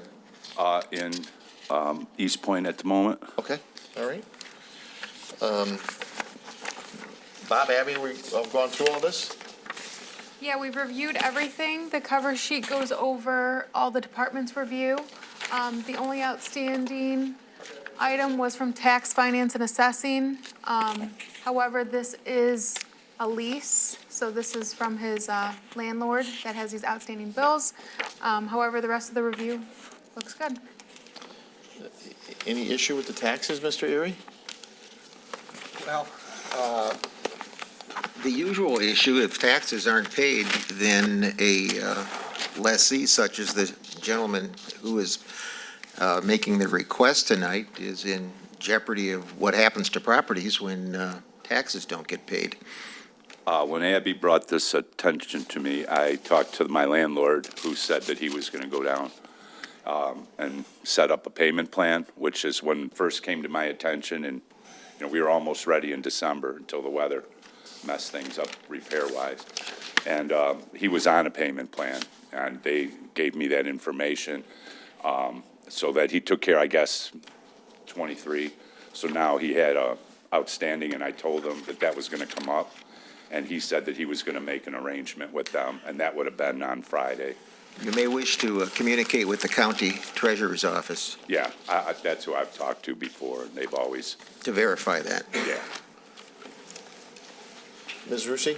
Thank you. I guess I have a procedural question. The recommendation motion is to approve the request for the transfer, but isn't this more of a giving an opinion to the MLCC? It's not us actually doing the transfer. Right. It's us issuing our opinion on it, but the MLCC will be the ones taking our opinion into account with everything else they do and actually doing the transfer, correct? That's correct. Okay. So we would have, whoever makes the motion Yes. should reword it a little bit, because we're not actually, for our procedural point on this, doing the transfer ourselves. We're issuing an opinion on it. Mr. Vitale? Yeah, there is another issue, and actually, it is listed in something that we can pose an objection to. I won't vote against it for this reason, but it is on their Section 8, something like that, basically how it impacts surrounding and community. When this site operated as Club 10 for about, I don't know, the 4 weekends that existed, what I did notice was that remarkably, they were able to completely fill the parking lot of that county agency next door, more than exceeding the parking that you would have. Now, of course, they're closed by nightclub hours. Do you have any kind of agreement, or does your landlord have any kind of agreement with the county? Yes, sir. He's owned that building for over 40 years, and they've had a working agreement. It's understood that we're not the only people that use it. The veterinary people park there, and the church parks there, overflow. But, yeah, we go through there. I have a nighttime security that's going to be driving the parking lot. Okay, and again, almost like the taxes, this is, I'm actually concerned for you, because if the county were to suddenly say, we don't want you parking here anymore, that's going to hurt your business. Right, there's actually, the park is back there, the baseball field and such. Yes. We have a dirt road that actually comes with, that we maintain, that goes to the park. So the only thing, if they were to block that off, we would still have access to the back. But I mean, it's been going on for 30 years since that building's been there, and it's never been an issue. And we're fully just going to keep up the agreement of just keeping it clean. Okay. I know a lot of times we do ask for those in writing. I'm not going to ask that we necessarily do that here, but that is something I've heard brought up, so. Okay, thank you. Thank you, sir. Mr. Rubello? Thank you. Sir, we're not done yet. We haven't voted yet. I'm sorry. Thank you, Mayor. So your parking arrangements, you have something that you can go into the county building next door to you too? I don't see why not. Ron said that, I think you guys clean it. Didn't Yeah. you guys clean that parking Yeah, lot up too? we have a service that goes through there. Yeah, okay, that's what I thought. Not to mention the fact that, we're not open till 4:30, so we would be, I'm there early, we'll be taking care of anything. Okay. I don't want to be. You have a long history with, bars and bands and. I do. I mean, you were with Terry Subs up there at one time? Yeah, she still might come aboard. We're not quite sure what's going to happen. I guess my point is you've been around this stuff because like Councilman Vitale said, it's sort of bounced in and out a few times. And what type of plans do you have with this place? Well, we're gonna, 4 of the bands that I noticed that are on your concert series on Wednesdays are bands that we plan on having. I've been in the business for 40 years, and I've booked bands everywhere from Tin Fish to, Haylofts to Terry's, to Teddy's, TNT's, Freddy's. I've been around. Like a lot of tribute And they're all my bands. bands too, so I put them in places, so they're just gonna, and it's gonna be classic rock, country, and live music, maybe 3-4 nights a week. Maybe on Sundays, we might be doing something earlier, like a cowboy karaoke or something, I guess so my families could go. Yeah, I guess my point of the whole question is, you've been around this stuff, you know what it takes to Yes, make sir. it, so, because we've seen people bounce in and out of here. I think the problem with the first guy was he didn't know what he was getting into. He was trying to make it more of a restaurant than a club. Okay. He had a band, so he wasn't prepared for You that. fixed it all That's up in why he there and got out of stuff? it. Have you fixed it all up in there? It Yes, looks sir, nice, for a year yeah. and a half, I've been working on it. I know you have. I've seen you coming and going and so forth. So, with that, I will make a motion to approve the request of, from Jukebox Charlie's LLC for the To the opinion, they're not, that was my point, we're not approving the request, that's the MLCC. Let Mr. Erie make the motion, and then Mr. Rebello, can you support that? I mean, I'll let him- support that. He'll create the wording. A motion would be in order to approve a recommendation to the Michigan Liquor Control Commission for the transfer of the request from Jukebox Charlie's LLC for the transfer of ownership of an escrow 2024 Class C and SDM license with Sunday sales permit, spirits and mixed spirit drink and dance entertainment permit from Shores Ventures LLC to Jukebox Charlie's. Is that your motion, Dave? Mr. Rebello, will you make that motion? As the counselor said, yes. And I will support Wish that you luck. while we're in motion. Moved by Mr. Rebello, supported by Ms. Rusi. Mr. Vitale. One other thing I wanted to do was you touched a little bit on it, was give you a chance here while you're kind of in front of everyone and streaming and everything like that to, make a little commercial. Is Jukebox Charlie's going to be the name of the Yes, club? sir. Yes, sir, it's named after my father, and Jukebox, just because we're gonna be playing different kind of music nightly. Playing on blues, classic, rock, country, jazz, maybe a couple times a month. Do you have any theme nights or anything like that in the works, or? Yeah, I'm thinking, Sundays we're gonna be big in sports as well. Sundays, I used to work at a place called Bobby T's, and something they did back in the day was they would have football games, and we'd have buffets in between the half times. It was really cool, a lot of guys come out. I'm gonna extend that into the second game, the 4 o'clock game as well. So, we got that. My landlord has a couple boats in Florida, like mini bobolo boats. And he has a marina across from Mac and Ray's that he's working on. And we plan on bringing the boats, maybe having a couple dinner cruises with music and stuff a couple times a month in the summer. So, yeah, we're going to do a little bit more. I'm going to be big in the Harper Cruise, at least I plan on working with them.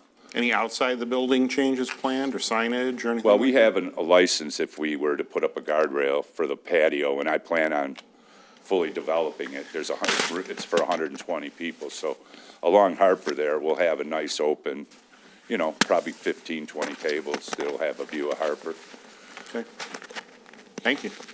Moved by Mr. Rebello, supported by Ms. Rusi. All in favor? Aye. All opposed, 7-0. Thank you. Thank you, sir. Good Thank luck. you very much. Appreciate it. Item 8, planning case PPC 26006, public hearing. Public hearing for consideration of the vacation of the public street to vacate Park Court between Ardmore Park and Louise Street, west of Ardmore Elementary School. So I will open the public hearing. Yes, ma'am.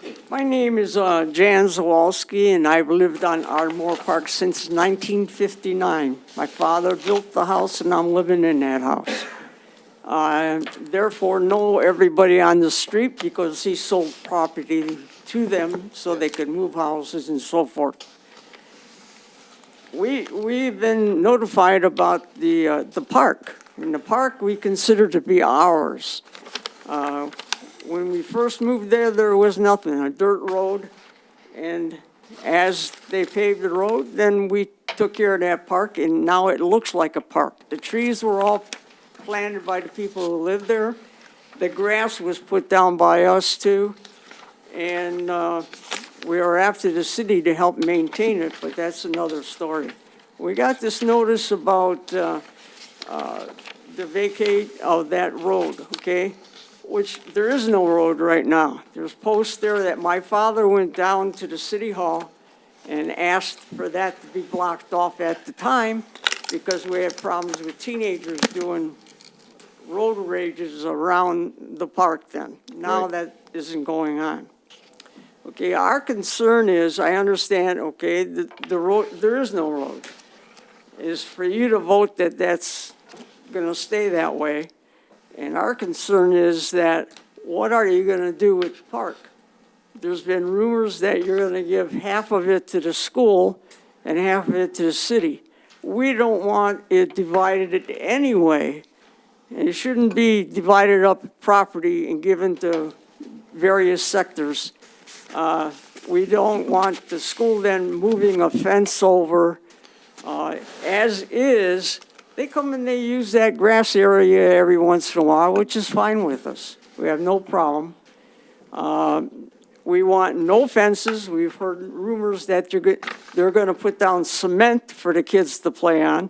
No cement, no road through. We just want it left as is. And a little more help from the city maintaining it. It should really be designated as belonging to the Greendale subdivision. My father went down to the city hall, we're talking 1959. Okay, I've been here a long time. I'm 85, I outdo all the people that stood up tonight. All right, and I know what's going on in the city, and I know every resident just about on the street. Great. Okay, so he went down to find out, you know, who actually is to maintain the park, and he was told it was a gift to the Greendale subdivision. He said, that's our park. So then everybody started cutting the grass with just push mowers and everything. We maintained that for a long time. The grass, trees, and everything you see there are ours. We were responsible enough to get that. You should see it now. You can't drive a car through it. But anyhow, we would like to see that the city then maintains it somewhat. I have residents at the end of the street are trying to maintain it, and there's big piles of leaves and trash in there against the fence that belongs to the school. Okay? And I told them not to do that. That they have custodians, we have a city, and they should maintain it. The trees have not been trimmed in years, okay? There are so many dead branches in those trees, and we're talking big limbs. We might have a storm and have one of those come down on somebody. So it's very serious that that park get maintained a little bit better. All that's going on is the grass is being cut. And that's about it. Okay, thank you. Thank you. Okay. And keep my park the way it is. And by the way, somebody mentioned to me that it's called Maven Park. No, it isn't. It's Ardmore Park. That's what it says on the street sign. That's the way it should stay, unless you want to change it to Greendale Street, which is us. Okay, thank you.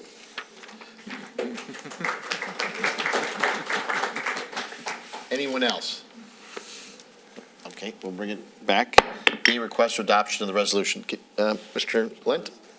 We're good. Pass it on the list.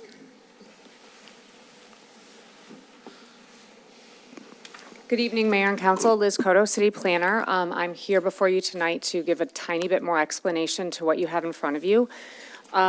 So Michigan Department of Transportation goes through their maps every year and notifies us if what is on the ground doesn't match what is on their map. And as noted in your packet and in the public notifications that all of you guys received, it looks like there's a road there, but there's not. So this is MDOT's way of saying, let's get rid of that road because it's not actually there. So no one is going to see any changes on the ground. Everything is going to remain the same as it always has been. The only thing that the council would need to figure out, if they wanted to, is half of this road that's not really there is going to go to the school, and half of it will remain ours and be added to our park. So if we wanted to talk to the school about deeding the rest of that few feet to the school, or having the school deed it to us, that's a discussion I can initiate with the school if necessary. Mr. Vitale? Well, I have to say that when I did hear about this, I thought we were just basically vacating the street. I didn't know that the school would take ownership of the That's the property. way that the subdivision act is written, so half of it would go, the eastern half of it would go to the school, and the western half of it would go to us. And that would then, I would like to see the deed on that property. Who owned it before? Okay. And how did we get a name of a neighbor, is it? All right. You know, Okay, we'll look into it. All right, thank you. Liz, what is the width of the property? It looks like a standard lot. It's 50-foot wide, yeah, so It'll be 25 feet of 25 it. feet. Yep.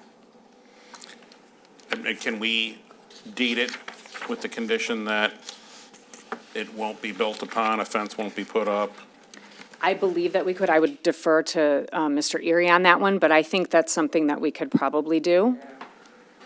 I mean, I don't necessarily think that they could justify the expense of a fence That's for an my additional thought. 25 feet of property that Yeah. isn't really useful. But I would also say I wouldn't want to see a fence put up there either. I wouldn't want to see any cement put down there. I agree with all of those things. I think that should be a condition of vacating. if you put a fence up, it's gonna be in front of their house. Well, I wouldn't want to see it no matter whose house it's in front of. Not gonna apply to me because I'm not at that end of the street. Yes, ma'am. Mr. Rebello? Liz, right now, there's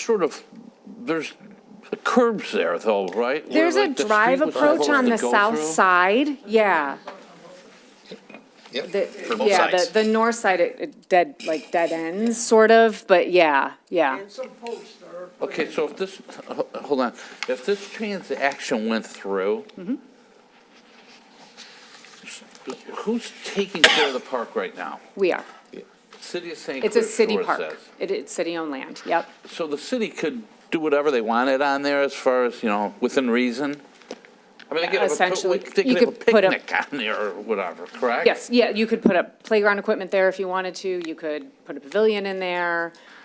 You could remove those drive approaches at some point as well. Those would all be possibilities. My guess is they're probably there so they can maintain with the mowers. Lawnmowers, for Yeah, sure. I'd actually hate to see somebody build something on there myself. No too. one can. No one can. Okay, so they can't. No. And what I don't think she wants is she doesn't want they don't want the school, I mean, because of the way it is, it's supposed to go half and half. I don't think they want the Right. school. I think they want it to be all of ours. And I'm for that. So I'd like to know how we can get there with that. Sure, sure. My chair just broke. Hang on. It's been one of those days, huh? Thank you. Yeah, hearing I just reading the packet, I just thought this was a normal vacation, that there's potentials with land splitting issues and everything is not something I'm really prepared to I think we should. think about tonight. Is this any time sensitivity on this with us having to do this today, or could we, and I'm not making the motion to table it, Right. but I'm just saying, could we be able to table it until July 20th to allow those discussions and more information to come? Well, and I think we're going to go back to the school here and see if we can, that's where I think we need to Yeah, go. because If we I'm- could get the school to come back and say, the city can have it, I think it would work. Yeah. That, I don't think there'll be any issue Okay. with table. Now, the only question is will I be able to get a hold of somebody at the school now? But regardless, it should be fine. They're around. It's Lakeview, right? We can get a hold of them, no. Yeah, For one of the free meals.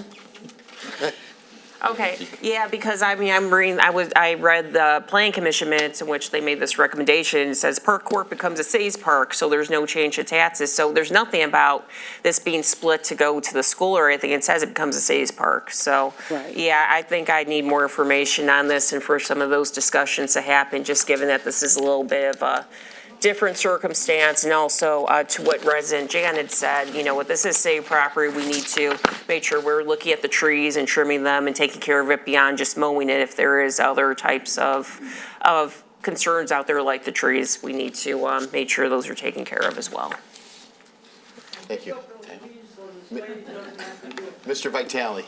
I would normally save this until council comments, but since some of the residents may leave by then, I'm just going to say, can we have DPW go out, take a look, evaluate the trees and do the trimming? We'll have forestry. We'll put it on necessary? forestry's list. And then I would make a motion to table. Okay. I'll support that. Moved by Mr. Vitale, supported by Ms. Rusi to table the requested adoption of the resolution vacating Park Court between Ardmore and Louise Street west of Ardmore Elementary School. All in favor? Aye. All opposed? So we'll try to get this on the 20th. If we can't, though, I mean, this is a, if not, we'll it's send okay. it to August. August, But yeah. so this is, we're not guaranteeing you the 20th, but we understand the request and we hear it. We'll make it right here. So we'll get it on you as soon as we can get a hold of them and get this approved. When you'll be voting on that, I'd like notice then, because I'll be here.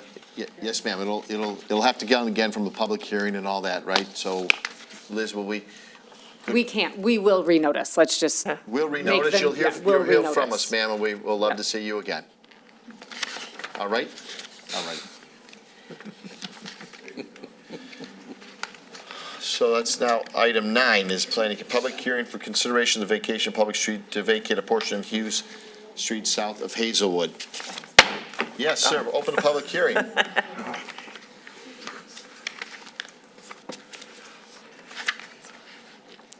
It stays as Ardmore Park, as is, unless you want to.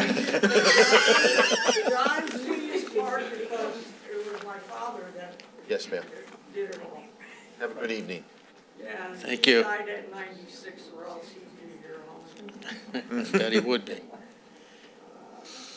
Okay. Your name, sir? William Yablonsky. I'm sorry, say it one more time? William Yablonsky. Yes, sir.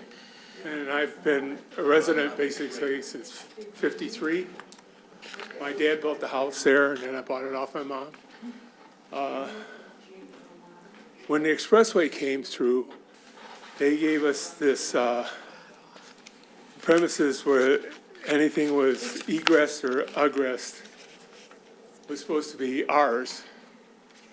And I just want to get this settled down so that they just want, a little bit of property or whatever. I guess it's supposed to stay the same, but I just want to, so it's all cleared up. Okay. So I don't have to worry about it anymore. All right. I already had to fight about it one time when you guys wanted to put one of those mobile antennas back there. They wanted to run a road back there. Okay. So I had to, went up to City Hall or in Mount Clemens and searched for like 6 hours and finally came up with one of them for the egress or egress on that property. Okay. So I just want to make sure that it still stays in mind because I've been taking care of it for 50-some years. Yes, sir. Understood. Understood. Okay? Anything else? No, that's it. Okay. Thank you. Okay. Anyone else here for that? Yes, ma'am.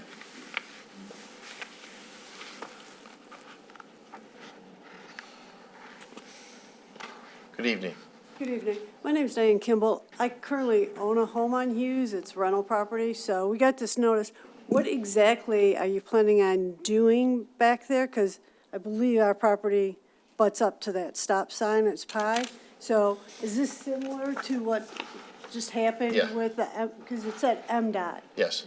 So there's really no road back there. It's just Correct. the freeway and a bunch of trees and everything like that. And we've gone back and forth with the city and DPW who cuts behind our property. So is this exact same thing? Pretty much. We'll have Pretty Ms. much the Ms. same Code will thing? come up and go over it again, yes. Okay, thank you. Anyone else before we close? Yes, sir. Your name? Bill Archibald. I live at 21718 Louise. I've been there for 34 years. My question is, if part of that is supposed to be at the school, why is the fence line not on the boundary line? Why would they have the fence line, then additional property afterwards? I don't know, we can look into it, but that was item A, which we already tabled. Okay. So we're now on number 9, but we'll take that question back. Okay. All righty? Thank you. Anyone else before we close the public hearing? Close the public hearing. Go to 9, request for adoption of the resolution vacating a portion of Hughes Street south of Hazelwood. Me again. Yes? So the short answer is it's about the same thing as the previous agenda item. Half of the property is going to go to the gentleman who was just speaking, right over there, and the other half of it is going to go to MDOT, because it is MDOT right-of-way. So, again, no changes on the ground. Nothing would be seen that look any different than today. So that's what is in front of you now. Mr. Vitale?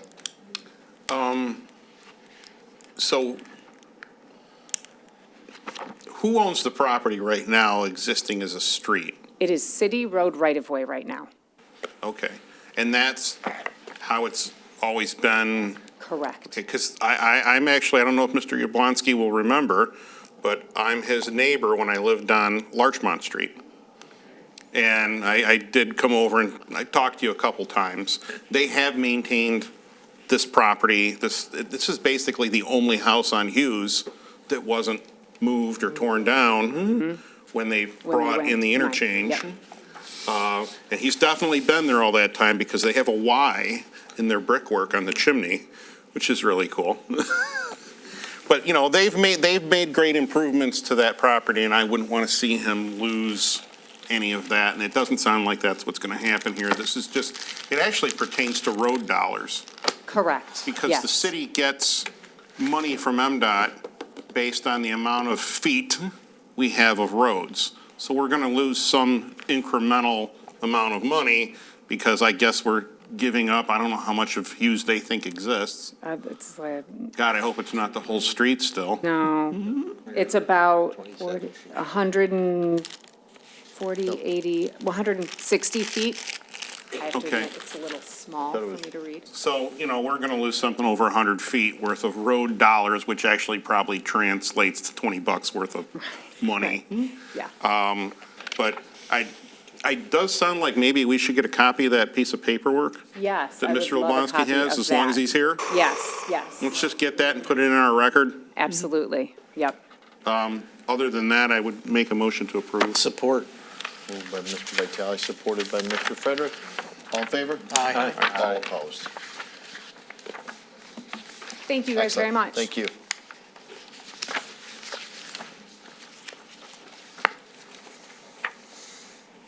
Item 10, request to approve the fiscal year 25-26 budget amendments. Good evening, Mayor and Council. I'm here to present the final budget amendment for the fiscal year ending June 30th, 2026. All year, we go through and make amendments based on projects that will change the original budget.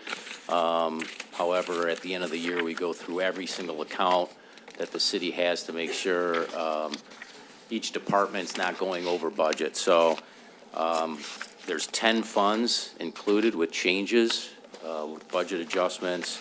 Most of them, well, 5 of them, there's no change in the fund balance, but on 5 of them, the fund balance is changing. So the general fund, the result decreases the fund balance by almost $600,000. This is primarily due to a carryover that wasn't included in our carryovers for the sidewalk repair program. So last year, we budgeted $750,000. This is in fiscal '25, and we only expended $450,000. So we didn't carry over that remaining balance. However, some of that project was incurred in this fiscal year. So That's $350,000 of that 600. And then with the essential ratification of the fire contract, we're going to have a retroactive payment for wages and overtime. So that's about $205,000 that we have included in there. So that's about $555,000 of the 600. So the rest are, there's some repair and maintenance, there's some overtime that are over. So that's the general fund. The municipal street fund, again, that's a carryover that was missed. So that is $866,000. So that relates to the Civic Center West project that was approved, I believe, at last year's June 16th meeting. So I had done that would have been where I would have done last year's budget amendments. It wasn't on there because it wasn't approved yet. Then it was approved. It wasn't included in the carryover because it wasn't in the budget. So it needs to be included now. So, and then the sanitation fund, a decrease in fund balance, 45,000. We've had some LSI invoices for road inspection that exceeded what we budgeted. So we included a budget amendment to increase that line item to $100,000, offset by $55,000 of increase of interest income.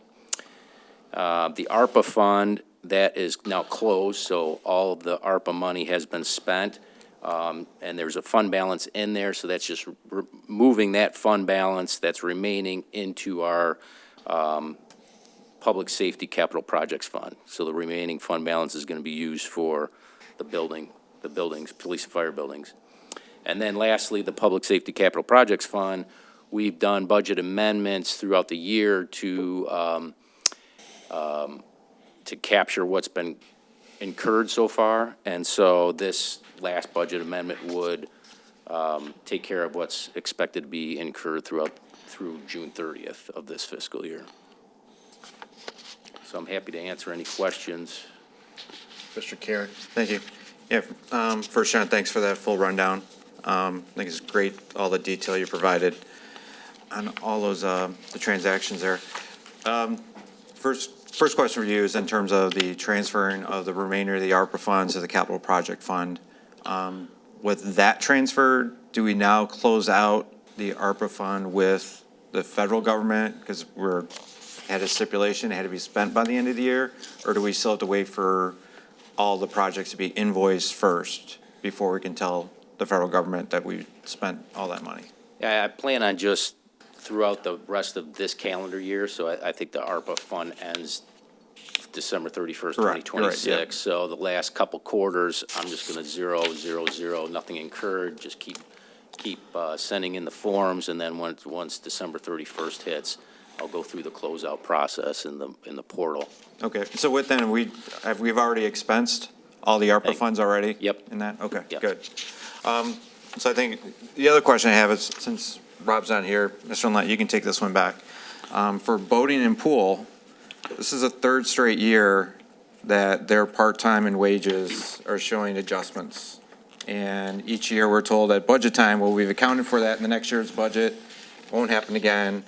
Well, this is a third straight year we're having to do increases there, and it's not like it's not known, because in the May financial statement that were in today's packet, boating is already at 102%, and that's not due to dredging, right? It was all about wages, and pool is already at 95% with one month left to go, so that's why they're already on a track to be over budget, especially with June being one of the busier months for the pool itself. So could you get back with Rob and Jason and Yes. figure out what's going on? And I can let you know, I know Rob has already had to sit down with Jason in regards to the pool. I will say on boating, when the budget was put together, they weren't anticipating 9 Mile being open until August. And with 9 Mile opening up earlier, the boat, the gate guards for the 9 Mile boat ramp is what goes into boating as well. All those gate guards do. So it got open a little bit earlier. So that was some of the increase for boating. But I know that they have had a conversation. Commissioner Miller had said that was going to be open in August, and it was open in August. Yep. It was open. We had somebody staffed a little bit before in July and June too. So I'd double check that one. okay, But okay. Yep. Thank you. Make a motion to approve. Moved by Mr. Support. Karen, supported by Mr. Frederick, to approve the fiscal year 25-26 budget amendments. All in favor? Aye. All opposed? 7-0. Thank you. Thank you, Mr. John Walters. Item 11, the social district age restriction. Mr. Lentz. Over the past several months, communities across the country have experienced a growing trend, kind of known as what's called a teen takeover. These events typically involve large groups of teenagers gathering at public venues, business districts, and community events, often coordinated through social media. While many participants may simply be socializing, these gatherings can sometimes lead to a disruptive or unsafe behavior.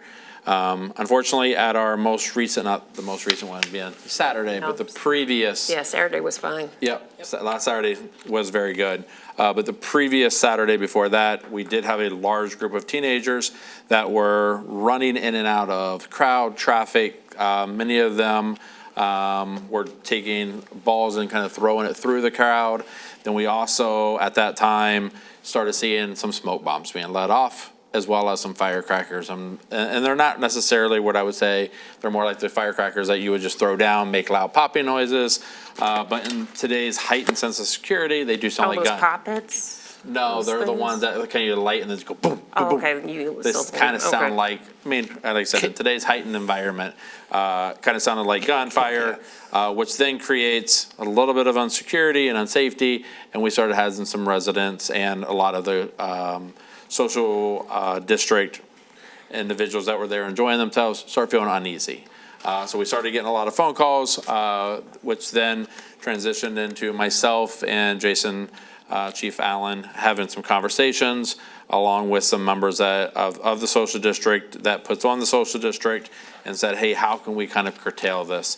The recommendation at that time was looking to see if we could put as part of our management agreement that when council, I wasn't here when council adopted the social district, but as part of the liquor control is you have a management agreement that is put together with this, is trying to give the police a little bit of kind of a way to enforce unruly teenagers when they do arrive. So as in front of you, we are recommending that any teenager under the age of 18 being accompanied by a parent, guardian, or a responsible adult after 7 p.m. So that's kind of the requirement that we're looking for to put into the management agreement to kind of help the security and the safety of our district. So we don't have something that's been a great asset to the community kind of be ruined. Ms. Rusi? Thank you. We didn't get a lot of information on this. We didn't even get a copy of the current operating plan, unfortunately. We just got one sheet of paper, and this, I kind of wish that we had this on the last study session so we could discuss some ideas and things like that. I mean, this was part of the agenda that was posted on June 5th, so it predated the study session. This could have been a study session topic, rather than it being one page in this big packet. But I do have some questions, because again, I have one page. So, I guess the big question that would come to mind is how would this be enforced? You know, given other things that have age restrictions after a certain amount of time tend to have very standardized entrance points. You know, there's a gate. Yep. Someone's taking tickets. You have to show your ID, things like that. This, people can enter through the street, the parking lots, or even going through Shores Inn, going through Cache, going through Copper Hop, anything that has an entrance off of a parking lot into the main area. So how would this be enforced? So we have our local law enforcement that is at the social district, and this would give them the capability to say, we have a management plan that is in this area. Without being accompanied by an adult, you must leave. Well, I can't ID visually 16-year-olds from 18-year-olds, and I mean, I don't work for Cedar Point doing the guess your age, age or weight, and I would be awful at it. But I went to the social district this weekend, and I'm looking around, and I can't tell visually who's 16 versus who's 18 versus who's 19. So again, how would this be enforced? I'm not saying how would this be enforced? How would you know how old someone is? Would we just be saying, hey, that person over there looks like they might be 17. Officer, go check him out. At the age of 16, most individuals, especially if they're getting there, whether they're coming on a bike or whatever, they usually have a valid ID.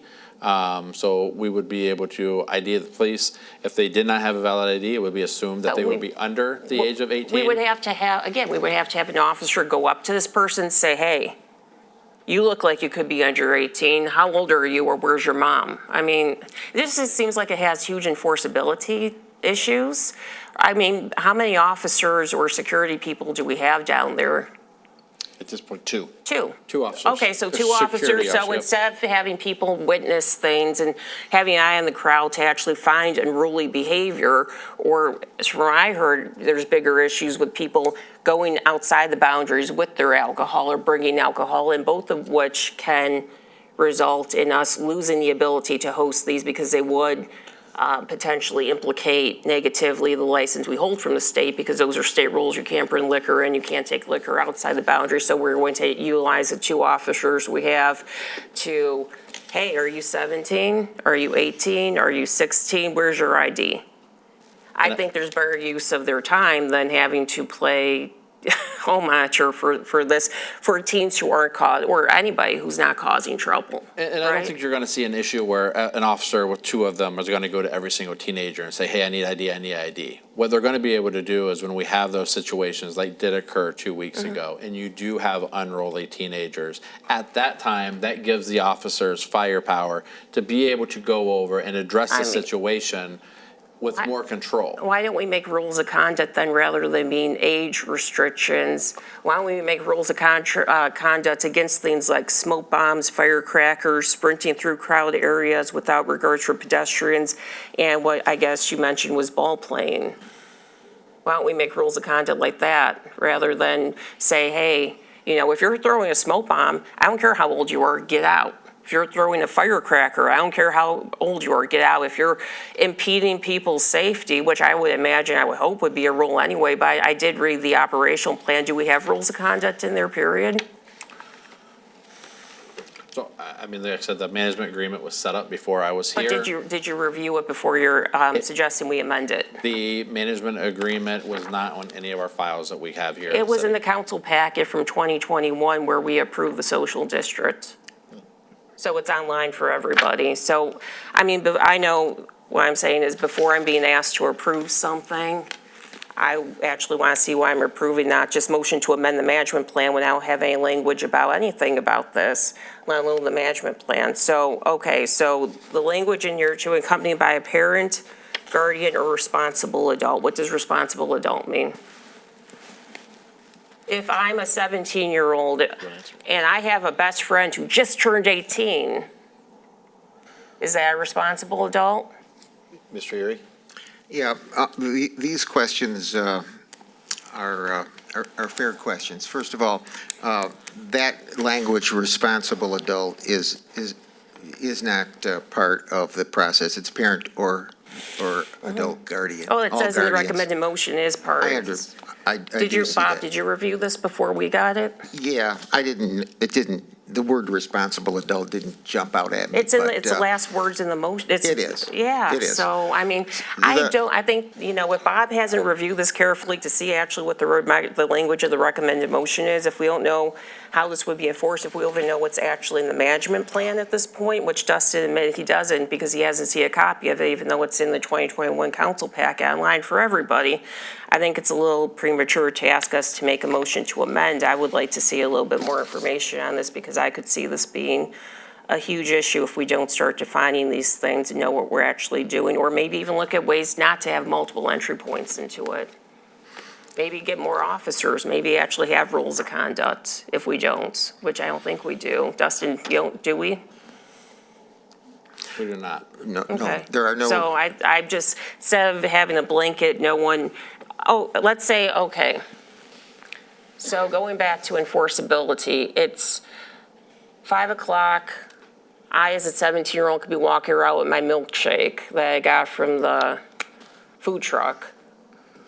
and all of a sudden it's 6:55, there's the national anthem before the band plays, I'm standing there for the national anthem, it's 7:01. How will I know that I have to leave? Otherwise, I could get stopped by the two police officers wanting to see my ID. If I don't happen to have it on me, that I'll get kicked out because I'm probably under the age then of 18. How will we make people aware of this, both beforehand and during the event of this change? I think the answer to all of these questions is that there have been a number of events in local municipalities that are close to St. Clair Shores and in St. Clair Shores that have had to have been basically eliminated. What this is essentially it's a tool in a toolbox. It may be a tool that is never used. You are totally correct that we don't have points of entry where people are checking ID after 7 p.m.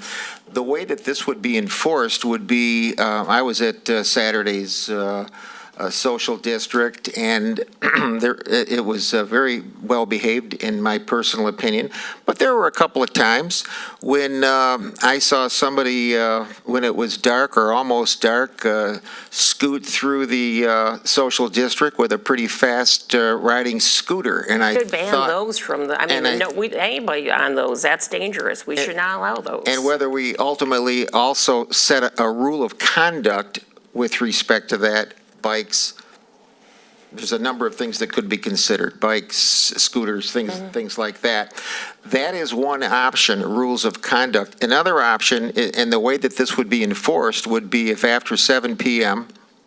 there is an issue, it would give a police officer the right to tap somebody on the shoulder, seek whether or not they are under the age, and ask if their parent or adult guardian is there.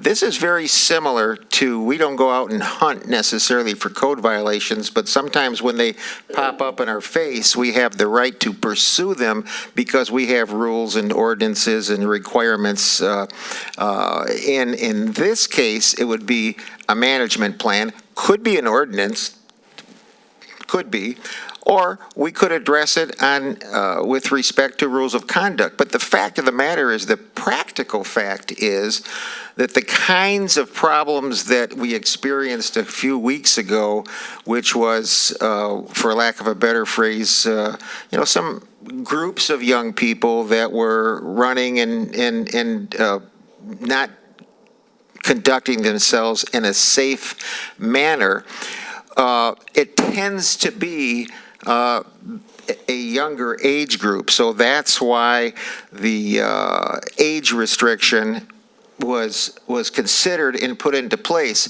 We have age restrictions in other events that we have. We may have age restrictions in events. The city is allowed legally to place age restrictions on events that we may have, and the city would be allowed to amend its management plan. It would be allowed to create rules of conduct that would be applicable to everybody.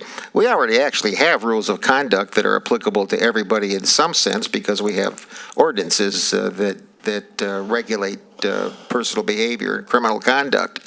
But the evil, if you will, that this kind of a management plan amendment or an age restriction was aimed at is a situation that we don't have right now, but we wanted to have some tools in place to address them should they come, not in a heavy-handed manner where we make everybody show ID before they can get in, but as a tool to ask for ID after a certain age, after a certain time, if we do see some misbehavior. And I'd rather have us regulate that misbehavior. I mean, we can make rules about no horseplay, no ball play, no scooters, no fighting, no this, that are pretty generally applicable. Because I've been to events and I can't say people just engaging in that behavior are under the age of 18, especially when alcohol is involved. So I want to keep people safe too. That's the point of the management plan. That's what the social district events, and I think there's a lot of sometimes confusion about this, is we have to, as we have regulations, we have restrictions, we have things we have to do to have, including have a management plan as a jurisdiction this is in to keep people safe. Like, we have to keep people safe. But, in terms of a lot of the other aspects of the actual social district events, such as the vendors, the bands, everything, that's the NIMAC merchants, that's not us, right? So I totally understand we want to keep people safe. We have that responsibility to do so. I don't know if this is going to the point of what we're actually trying to curtail. And I think regardless, I think 7 p.m. is really early. Okay. I was there from like 7-ish to like 9-ish. I left at 9-ish, it was still light out. It was still, and there's still plenty of people out there enjoying themselves. And I just don't want to get to a point where we are taking, it even says right here, large groups of teenagers, many were behaving appropriately. It's just several individuals who engage, and yeah, get them. I don't care how old they are. If they're throwing smoke bombs, get them. If they're running through the crowd and knocking people over, get them. But I don't think we should create a rule that's per se you can't be here, regardless of how it's going to be enforced. I mean, come on, this is creating a rule that basically tells a significant portion of our population of people who do go and enjoy it responsibly, we don't want you here, and you're not welcome. And I don't know if that's the message we want to send. I think it's important to note, although, and this gets a little bit nuanced, but the city of St. Clair Shores created by the legislative act a social district commons area. And that commons area is overlapping with what is also an event on Saturday evenings when we have this. So there's legitimacy in addressing age restrictions with respect to the event and the event sponsor, which may or may not apply to the commons area from the city's legislatively adopted management plan. So I don't want to get too bogged down in that, but that there is some overlap. Okay. No, I'm not saying we can't do it. I'm just wondering, I'm just questioning the one page we have and some of the wisdom behind this, especially given we're having this come from the same manager who hasn't read the management plan. So again, I think we have to address the multiple entrance points. I think we should have rules of conduct, period, regardless of whether we do this or not. Okay. Because there's some bad stuff adults could be doing too, the same things. And we want to have rules in place there, I think, are pretty clear about the behavior, the appropriate behavior that's expected for the safety of all. I don't think saying no one under the age of 18. And again, Bob, the recommended motion says responsible adult, but you're saying that's not good, and that wasn't caught beforehand. So I think this is a little bit premature for a couple of aspects, but that's just, again, I have one page to go off of, and I did go to the social district this weekend explicitly to do my research and also have a slushie from Cachet. They have really good slushies there, but everyone seemed to be behaving. I'm not saying there aren't issues. I'm not saying there's not going to be issues. I think there's a better way to give better tools to the cops to utilize to address them if and when they do come up. All right. Yeah, thank you. Thank you. Ms. Burgess. I kind of agree with a lot of what Ms. Rusi said.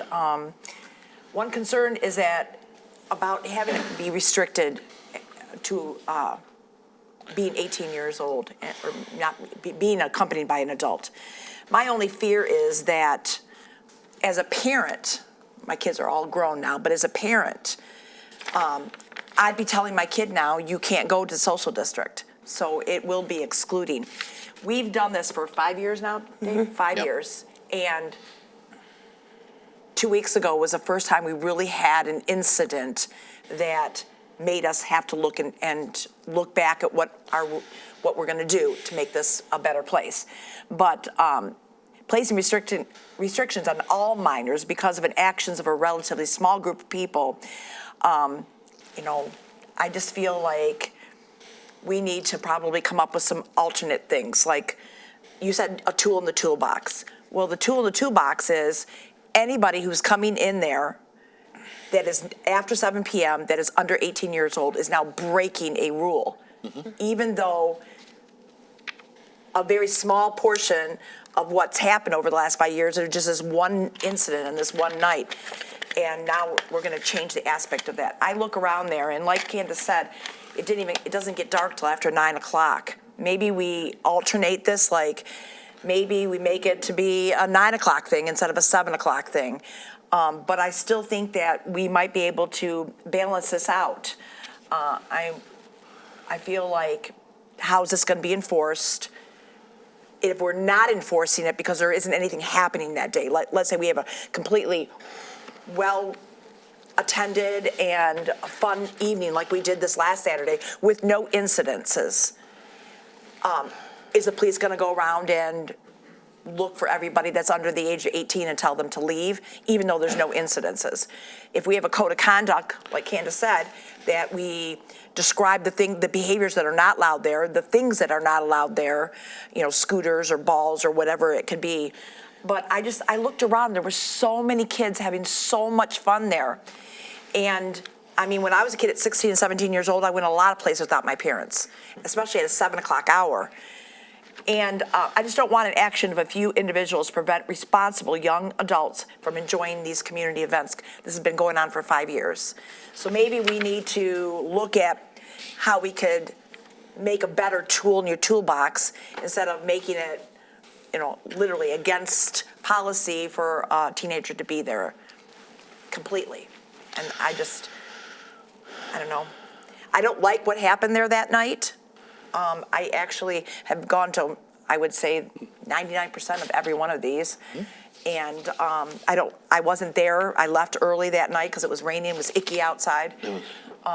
But this social district, one of the things that I tell people all the time is we've had the social districts for 5 years with thousands of people showing up, and we have been without incident.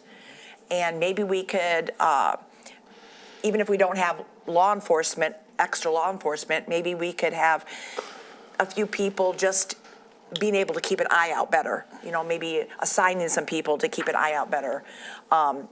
Not that I want to put any strain on the Parks and Recs department, but they set up and then they sit in the car until the end of the evening to start tearing down. Maybe they could walk around a little bit or something. I mean, I don't know if that's right or that's wrong. I'm just saying, I don't know. Who should be walking around more?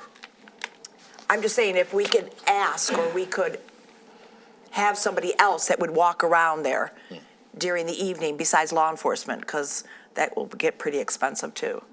I don't know. It's just, I agree with Candace. I just think that making a restriction because of one incident that happened is really telling our teens that they're not welcome and, unless they come with a parent. And a lot of parents, they let their 16s and 17-year-olds go out till 9 o'clock, 10 o'clock at night. Okay. Mr. Karen. Thank you.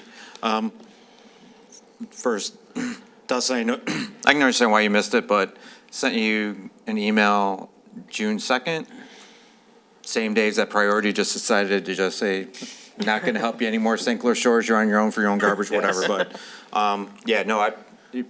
because this was an issue at the other one and other people that were part of the social district had reached out, telling me what was going on at the last social district. It was back in the minutes, back in the packet back in May 21st or May 2021 where we approved it. Really, that was the only place the operations manual, but that's in your email.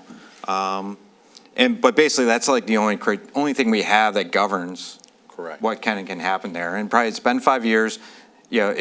What we started as then, the event is different than what we originally thought it was. So it's probably a good time to go through the whole document, maybe even with the DDA input, about, what should be different.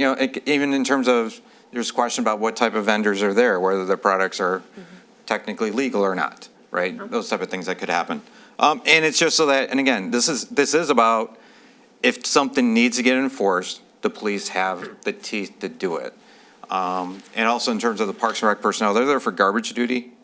So they do sweep through there to get garbage. But I tell you, at night, it's stressful for them where they don't want to work consecutive events because trying to do the cleanup at night to get the crowd to leave so they can take down tables, people get agitated when they've been drinking all night and those few people and they don't want to leave and they just don't want to sit in a picnic table in the middle of the street. And our parks guys are having to deal with that. So that's not fun either. So I do think maybe there is some update that needs to go on. And in terms of these teen takeovers, a couple examples. The mayor's center line was showing us for ridiculous reason. Someone puts out on social media, hey, we're doing a teen takeover at a Dollar Tree in center line. Be there at 4 PM this day, or whatever, you know. And basically what Centerline had to do, they'd send a couple of police cars to hang out at that Dollar Tree that day. They also visited the kid that posted it, warned him and his parents of, hey, if something happens, your kid's liable for that. And that in order to shut some of these things down, just because I saw a lot of groups of teenagers having fun, just walking around, and that is definitely not the problem. But there are these type of events. Shut down St. Joan of Arc Fair. That's why we don't have a fair at St. Joan anymore. It's because these things were going on, and trying to secure that event became so costly. It was just cost prohibitive at that point. We had to shut it down, and now we just do a raffle. We do a food truck rally on a Saturday. So I think probably, I'm okay with approving this just so we can get something going, but I appreciate there's probably more in the manual that needs to get reviewed and updated, and maybe being brought back in July. Okay. And actually, unless there's something in terms of the chief feels, in terms of all those examples that Councilwoman Rusi pointed out, that could get enforced today if people were behaving that way in there, so.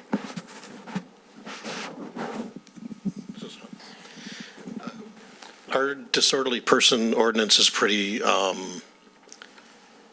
allowing for us to take actions against people. So if you're running and jostling through a crowd, that's a misdemeanor. So disorderly person charge. The problem is with a juvenile, when that goes, it won't get authorized up in the juvenile court because they don't want to start creating criminal records for kids and get them in the system. A lot of these things for juveniles need to be civil infractions where we can just issue a ticket and then it gets paid here at the district court and our judges take care of it. But the disorderly person ordinance that we have could cover a lot of things. If you throw a smoke bomb in a crowd, to me, that's disorderly person. And then we write up for a juvenile, we'd have to write up a petition, send it up to the juvenile court, and then hope that the juvenile court would follow through with the charge against that person. It's probably unlikely. Okay. What's unlikely you're going to find the person too? I mean, they're throwing you get 60, 70 people. Right, yeah. You're not going to find that person as we have many times trouble with fireworks and people. Certainly. Right. So you may say we're going to do it, but we end up we can't find the person. I know. That's all. Thank you. Mr. Vitale. I can fully support the idea that we may need to update the management plan, but the fact of the matter is, this is what we have in front of us right now.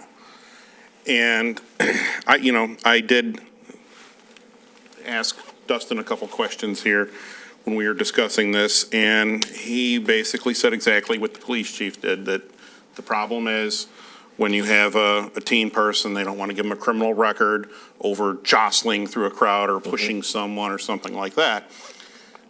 The other thing I see, and I feel awkward speaking for police officers, especially when you have the chief sitting right here, it's just the idea that I think it takes away a lot of the subjectivity of, we might have an officer who stops someone right now who's pushing his way through a crowd or yelling or doing something disruptive like that, where we're going to say, look, you're misbehaving, you have to leave. And then he just gets a whole bunch of pushback about, no, I'm not, and he's doing that. And it's a lot more subjective.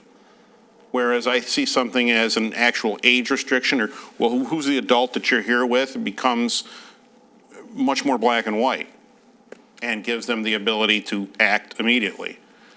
So, and just in the same way that I don't truly worry about driving down Harper at 41 miles an hour. I know I'm in violation of the law, but I'm probably not going to get stopped. I also know that if I drove down Harper at 50 miles an hour, I probably would get stopped. Well, it's the same thing here. I don't think a person who's 17 or 16 and sitting there in the audience enjoying the event is probably going to be at a whole lot of risk to be questioned or pulled out of the crowd or something like that. But if I'm that age and I'm shouting at people or I'm throwing balls at people's heads or just doing things like that, then I'm pretty good risk of being the nail that's sticking up and getting pounded down. So I think that's logical. It is a tool for them. I fully support reviewing this, which by the way, the idea of the intoxicants outside of the boundaries or being brought in, do we put any kind of a seal or any kind of special cup? or anything? Yeah, there's a we do. sticker. Yes, it is. I'll be Signage. honest with you. I never go to Signage. these things because they're That's the all law. alcohol party centered, and that's not me. Right, So that's the law. I have to be told what this stuff's about. But I have seen how disruptive teenagers can behave. I was a disruptive teenager myself, but I did all my damage in Sterling Heights. So Well, good. I think that there's a reason to pass this, and I don't want to wait until July, what's our next? 20th. I don't want to wait till July 20th, and we've already got a bunch more social districts under our belt for this to get a bad reputation and for something bad to happen. I want the police to be able to have a subjective black and white thing. You're under 17, you don't belong here, your choice is to leave, or I would assume get a trespass charge at that point if they for some reason refused. Okay, so that's very subjective. I don't think the officers are going to be going out looking for quiet 16-year-olds. I mean, But they'll be breaking the law then. you know what? I'm breaking the law if I drive 42 on Harper, but I don't worry about it. 46. Okay. No, the speed limit's 40, Dave. But anyways, so Is that a motion? I'm prepared to make a motion to make this amendment. Take out the responsible adult.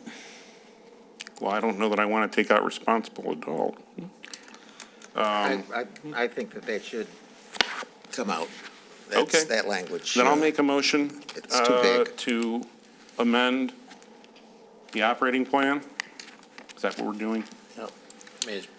Amend the operating plan to include an age limit to over 18 after 7 PM and remove the wording responsible adult from the last sentence.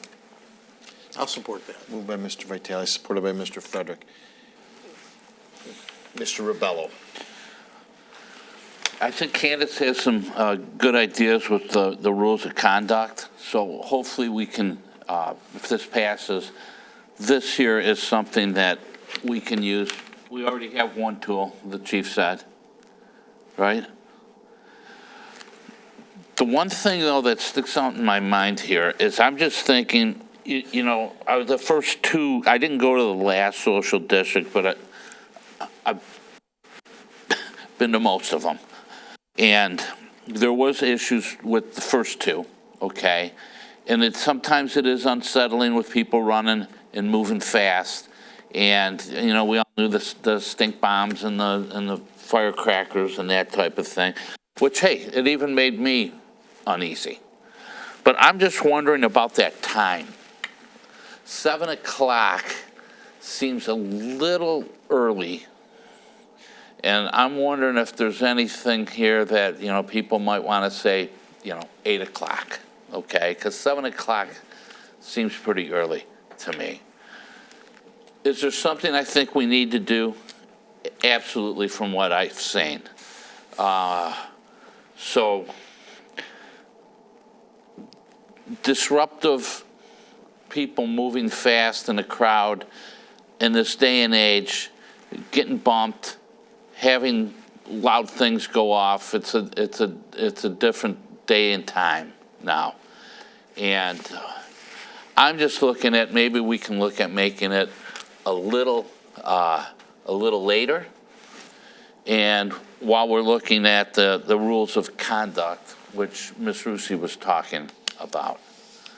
So I don't know if there's any support for making it a little bit later. I would be willing to amend my motion to 8 o'clock per Councilman Rebello's request. He's certainly more experienced with this than I am. Mr. Frederick? Yeah.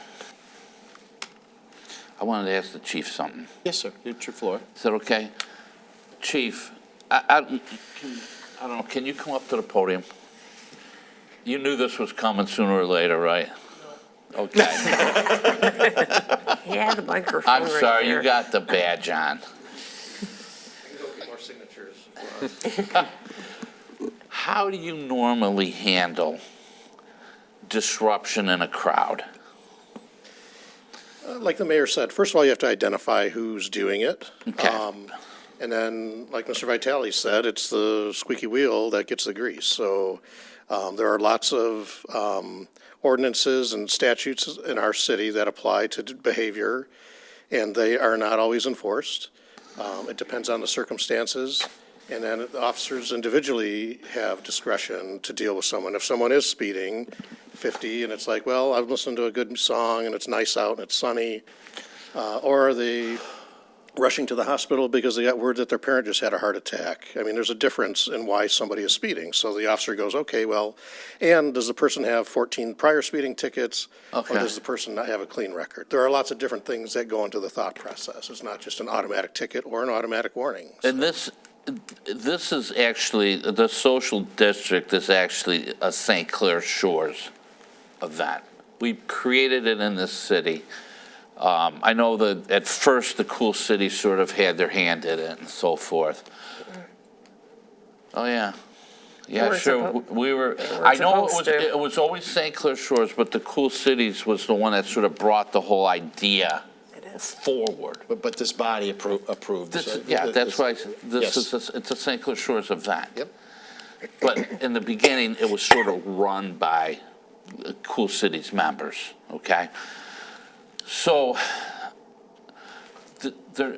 we have to be on guard for disruption. And I just think, like I said, I think 8 o'clock's good. I think we need to, as John said earlier, about it has to maybe be reviewed a little bit more and tuned up because it is, 5 years later. Mm-hmm. So that's sort of my opinion on it. I hate to see it go away because, as we know, it takes one incident, and then you got problems. And I hate to see people chased away because there's disruption in the crowd and people are, moving around. Some people are different than others. Some people like that stuff and don't mind if they're around it, and some people do. So we got to sort of look out for everybody. So I would be in favor of it a little bit later on in the day, the night, evening. So we have a motion on the floor made by Mr. Vitale, seconded by Mr. Frederick, to make the individuals under 18 accompanied by a parent or guardian after 8 p.m. All in favor? Aye. All opposed? No. 5-2. It passes. Thank you. And then would you also work on the management plan? We evaluate Yes. the rules of conduct. I sent that to you, Dustin, Yep. too, so you have it now. So you can get going. Mr. Rebello? yeah, the time. When will we get a timeline on that? Sooner, obviously, the better. He'll work on it and send us an email. Okay. You're talking about updating the management plan? Absolutely. Yep, okay. Thank you. Item 12, bids, contracts, purchase orders, request approval blanket purchase order for golf course, parks, fertilizer, and chemical purchases. Jeff Fassett, the superintendent at the golf course. Good evening. Good evening, Mayor, Council. I'm here to request approval of blanket purchase order for the golf course parks and fertilizer and chemical purchases for fiscal year 26-27. The RFP was published in Sentinel and posted to BidNet. The bid opening was May 26th of 2026, and we received 4 bids. Harrell's LLC, Helena, Optera Solutions, Wilbur Ellis Pro Markets. Helena's bid was not signed, so we've removed that one from the bid package. I recommend we go with Harrell's due to the strong relationship we have with them. They also sell a wider range of chemicals and fertilizers when compared to Optera and Wilbur Ellis. Harrell's has years of experience with the city, and they have local warehouses in the area, which allows for quick delivery of products and provides us the opportunity to pick up products in an emergency situation if needed. They have a local company representative who's available for service and knowledgeable when called upon. Optera and Wilbur Ellis do not have a sales rep in the state, They're a fairly new company in Michigan. Actually, I should say they're a fairly new company. They're not even really have a sales rep in Michigan yet. I'm not familiar with any of their products, and I've contacted some local golf courses in the Metro Detroit area, and most of them never even heard of them or have never had any business with them. So I'm recommending City Council authorize the city manager to award the 2026-2027 blanket purchase order for fertilizer and chemicals for golf to Harrell's LLC in the amount of $35,000 and Harrell's LLC for parks in the amount of $15,000. Questions? Answer any questions? Ms. Rusi? I'll move to approve. Support. Moved by Ms. Rusi, supported by Mr. Frederick. All in favor? Aye. All opposed. 6-0. Mr. Vitale stepped out. Probably thought this would have been longer. Thank you. Mr. Facette, thank you. 12B, request approval of the extension for the contract with the City of Roseville for inspection services. We did talk about this at the recent study session that was held on June 8th. As Maris mentioned, we did talk about this at the study session on June 8th, but in 2021, council approved a 5-year contract with the City of Roseville, and that is for inspection services. The services include our building, electrical, plumbing, mechanical, our outdoor engineering items such as fences, drains, and driveways, and then also our non-occupied inspection services, as well as construction documents, plan review, and the building official. This contract ends on June 30th of 2026. As discussed in our study session, we are looking to award a 9-month extension. This would get us on better footing of when the contracts are least kind of more or less permits are coming in, as well as establishing a committee. And I know we had a few council members here that were looking to be on this committee. So we're just looking for a 9-month extension with the committee members. And during this time, looking at potentially bringing back our inspection services in-house. Mr. Frederick. Thanks, Mayor. So the 9-month extension is an extension of the old agreement, right? That's correct. So the 30-day cancellation is still part of that, correct? That is correct. So if in 2 months we decide, here's where we're going, we call them, we got 30-day cancel. Correct. And then, in addition to that, we're not telling people we're going to be there between 9 and 3 anymore, right? We're still doing that 2-hour. Yes, that is another kind of contract that we have through a software program that it helps us give the exact same time, so it narrows that window, not from a 9 to 3, but a 2-hour window, and it lets them know when they're on their next stop, and then it helps let them know when they need to be there. So it lets them know when they're en route. Okay. All right, I would move to approve this, and then encourage the formation of that committee as soon as possible. Okay. Moved by Mr. Frederick, supported by Mr. Karen. Mr. Rubello. One of the, I guess I won't bother here, but if we have some specific questions that we would like answered, I'll just email you. Perfect. Okay, because I know we talked about this in a I think in budget session or a study session. as I recall, Mr. Vitale and Ms. Rusi did offer their assistance. That's correct, yes. And Linda, too. And that's right, Ms. Burgess. Ms. Rusi. Oh, that's all I was going to say, is I'm okay with this. It's not being done in lieu of anything, it's just to buy us a little bit more time to formulate that committee and explore the options. So, and again, I would volunteer to serve on that committee if necessary. So, thank you. All in favor? Aye. All opposed? Send out an email regarding that tomorrow.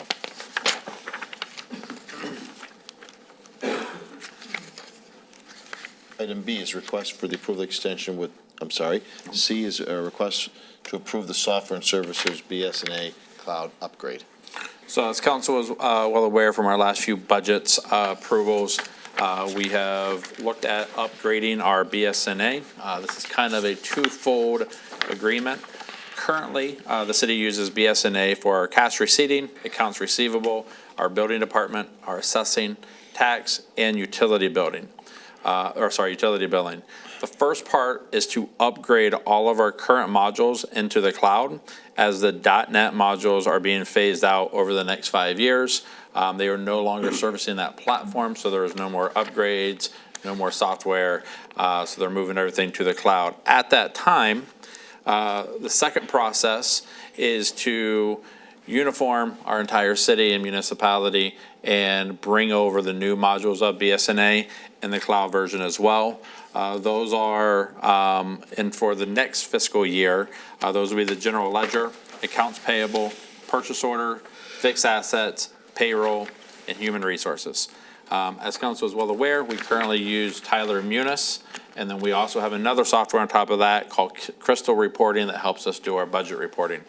One of the main issues with this is our finance department has to put everything into BSNA, then transfer everything into Tyler Munis, and then for certain software programs for the state, we have to go back to BSNA. The state of Michigan requires all assessing, tax, and the chart of accounts all to be uniform in the state. They like to have that, so when they're looking over budgets, they're able to see everybody's chart of account is the same, but they're also looking at the same kind of software. However, at the time, from my understanding, is when the city went with Munis and signed a contract with Munis, it was because they had a cloud software and it made it easier, accessible for the staff, and BSNA did not. Now BSNA does have a software. Because this is being forced upon a lot of municipalities, the timeline is kind of slow. So what you will see here just to convert our stuff is almost a 6-month process. And then another, once it's actually started, another 6 months to get it finished. So we are not looking to even have all of our BSNA current modules not completely transitioned and over June of 2027.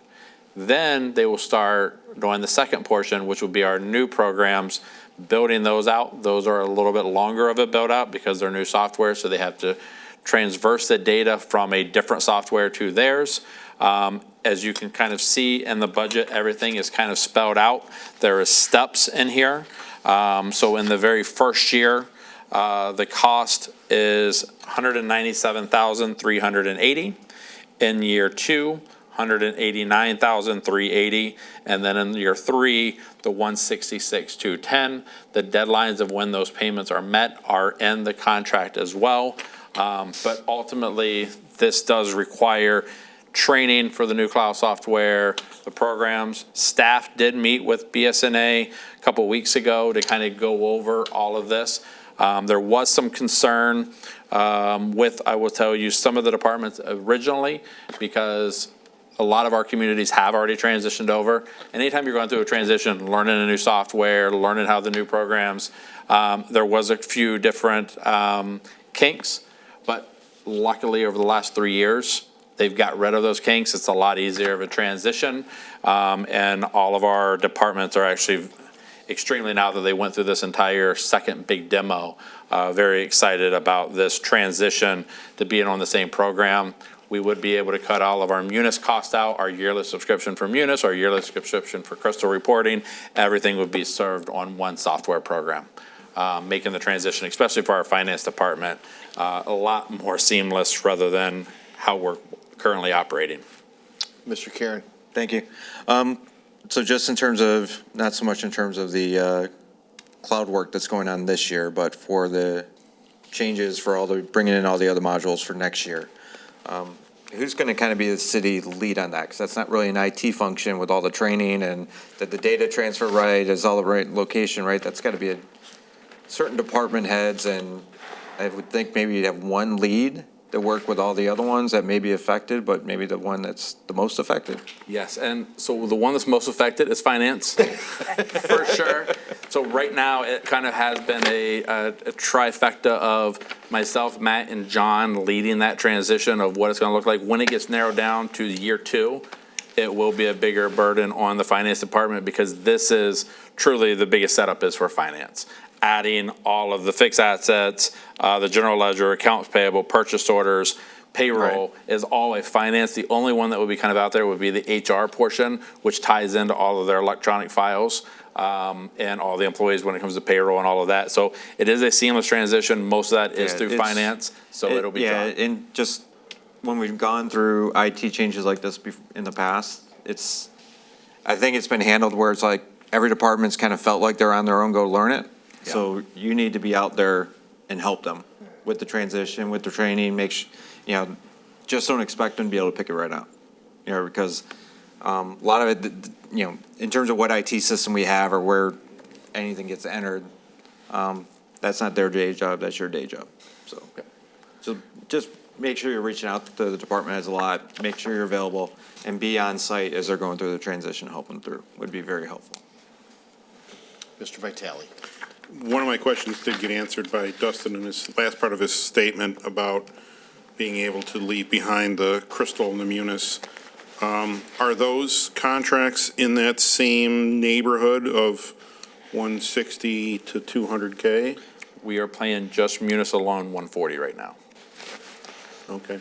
So it's good savings eventually too. Yeah, they're very, actually, BSNA is just a touch more expensive than what Munis is on the yearly subscription, but we're getting a lot more and they're tied together, so it'll be a savings of a lot less double data entry. And we're mandated to them anyways, even if we didn't like the cost, which is For certain sort of modules. unfortunate. Yes. Ms. Burgess. Are there going to be any subscription costs beyond 2028 with this? So we'll have our service agreement, like we do with Munis, as I was mentioning, it's 140 for Munis. We will have our service agreement, and those are in there in that contract as well. Past the trainings, the modules, the upgrades, and all of that, we will have an annual service subscription. Okay. And what about like cybersecurity? So that's the nice thing about cybersecurity. Here currently, we have to man all of our servers, and we are trying to protect ourselves. The nice thing with the cybersecurity for any of the cloud programs for these larger entities, their security is backed up so much more frequently, and getting into those are well more protected than what we have to manually do with our servers.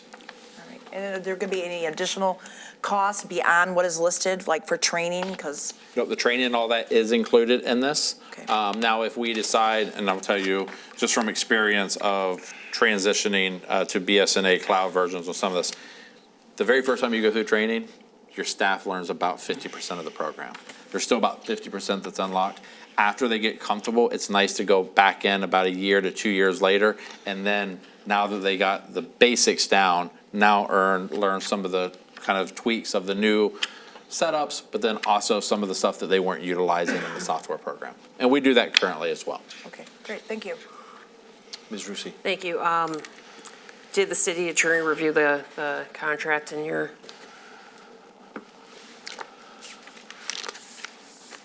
No. Okay, because 13, the limitation of liability is pretty broad. In no event will either party be liable under or in connection with this agreement under any legal or equitable theory, including breach of contract, tort, including negligence, strict liability, or otherwise for any blah, blah, blah. Then it goes to 4, use and ability to use, loss, interruption, delay, or recovery of any data or breach of any data or system security, which seems really broad. Normally, yeah. Yes. I mean, this is a form contract from BSNA, so but it seems very broad.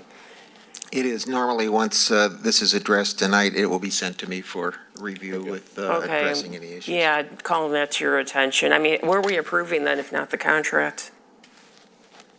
So you're approving The software.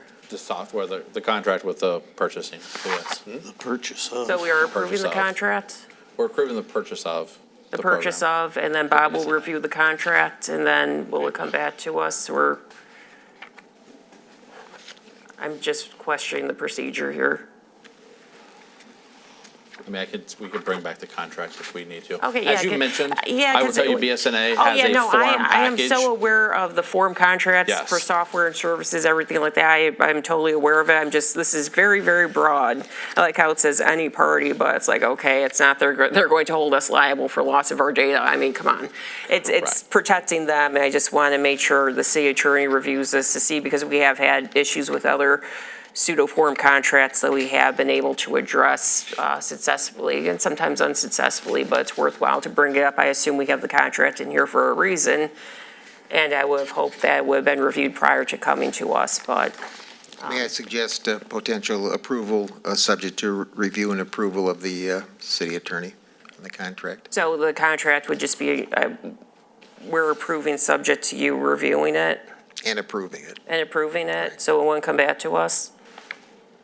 Unless there's, I guess, a subject to large change. What would that constitute?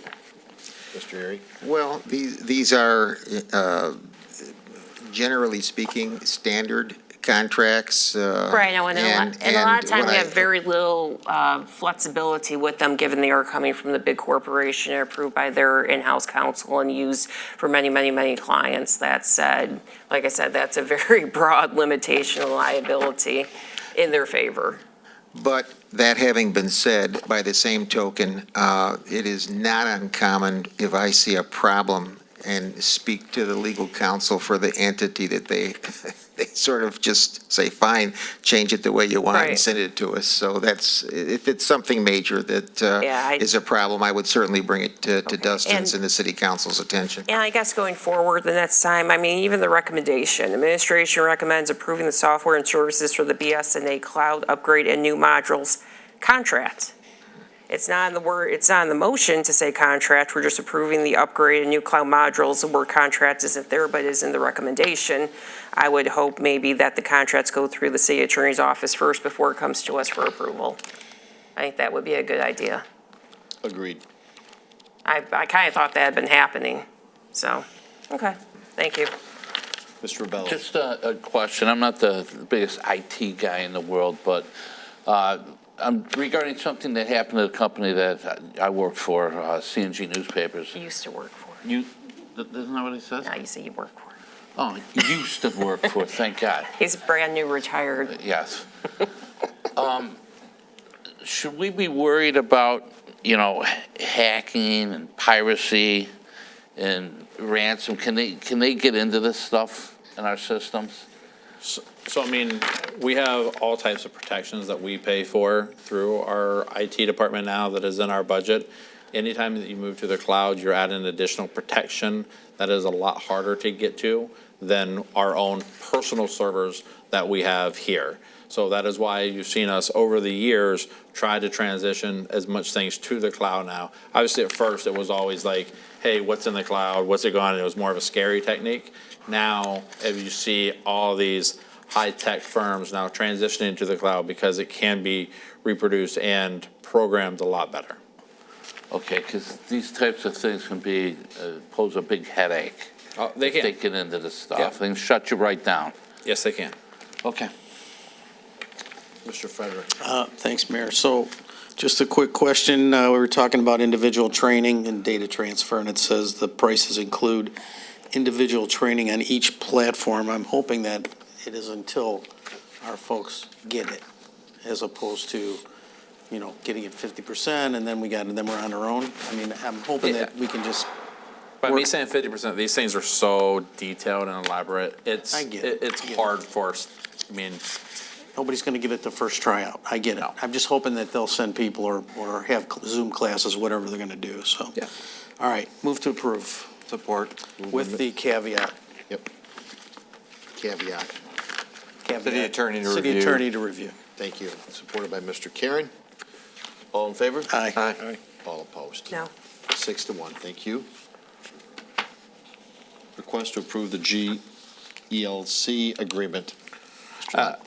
as discussed in a previous closed session, city administration is looking for the approval of the GELC contract that was negotiated between myself and the tentative agreement is attached.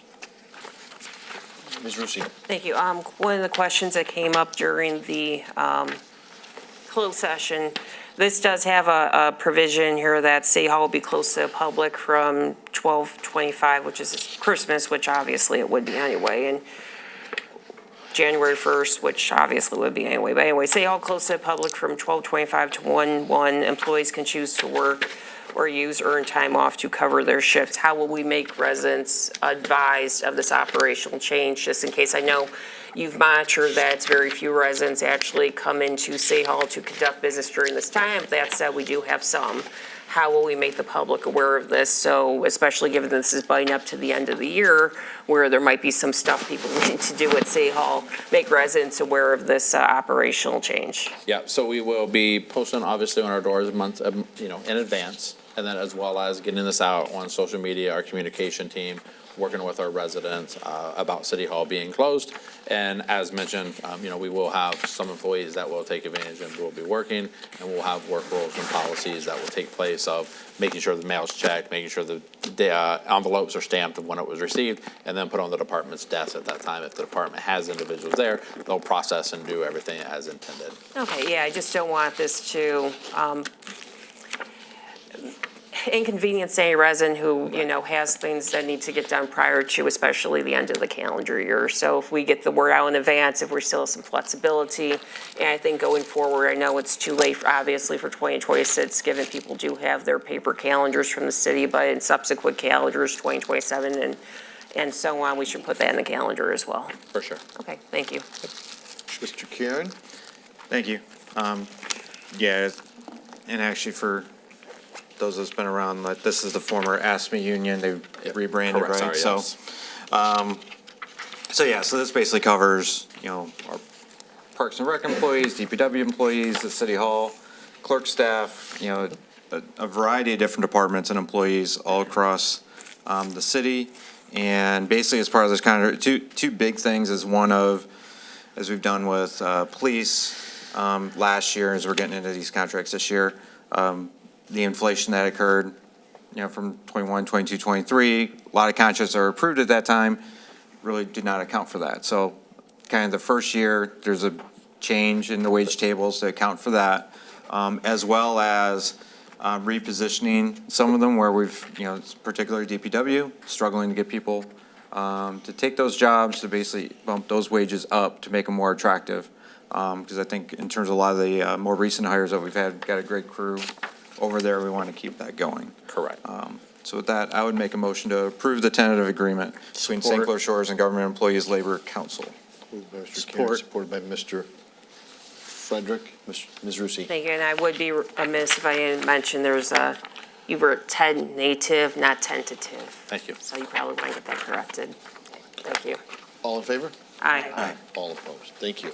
Approval of the MAP collective bargaining agreement for the 40th District Court employees for the period of 7/1/26 through 6/30/2030. Mr. Lent?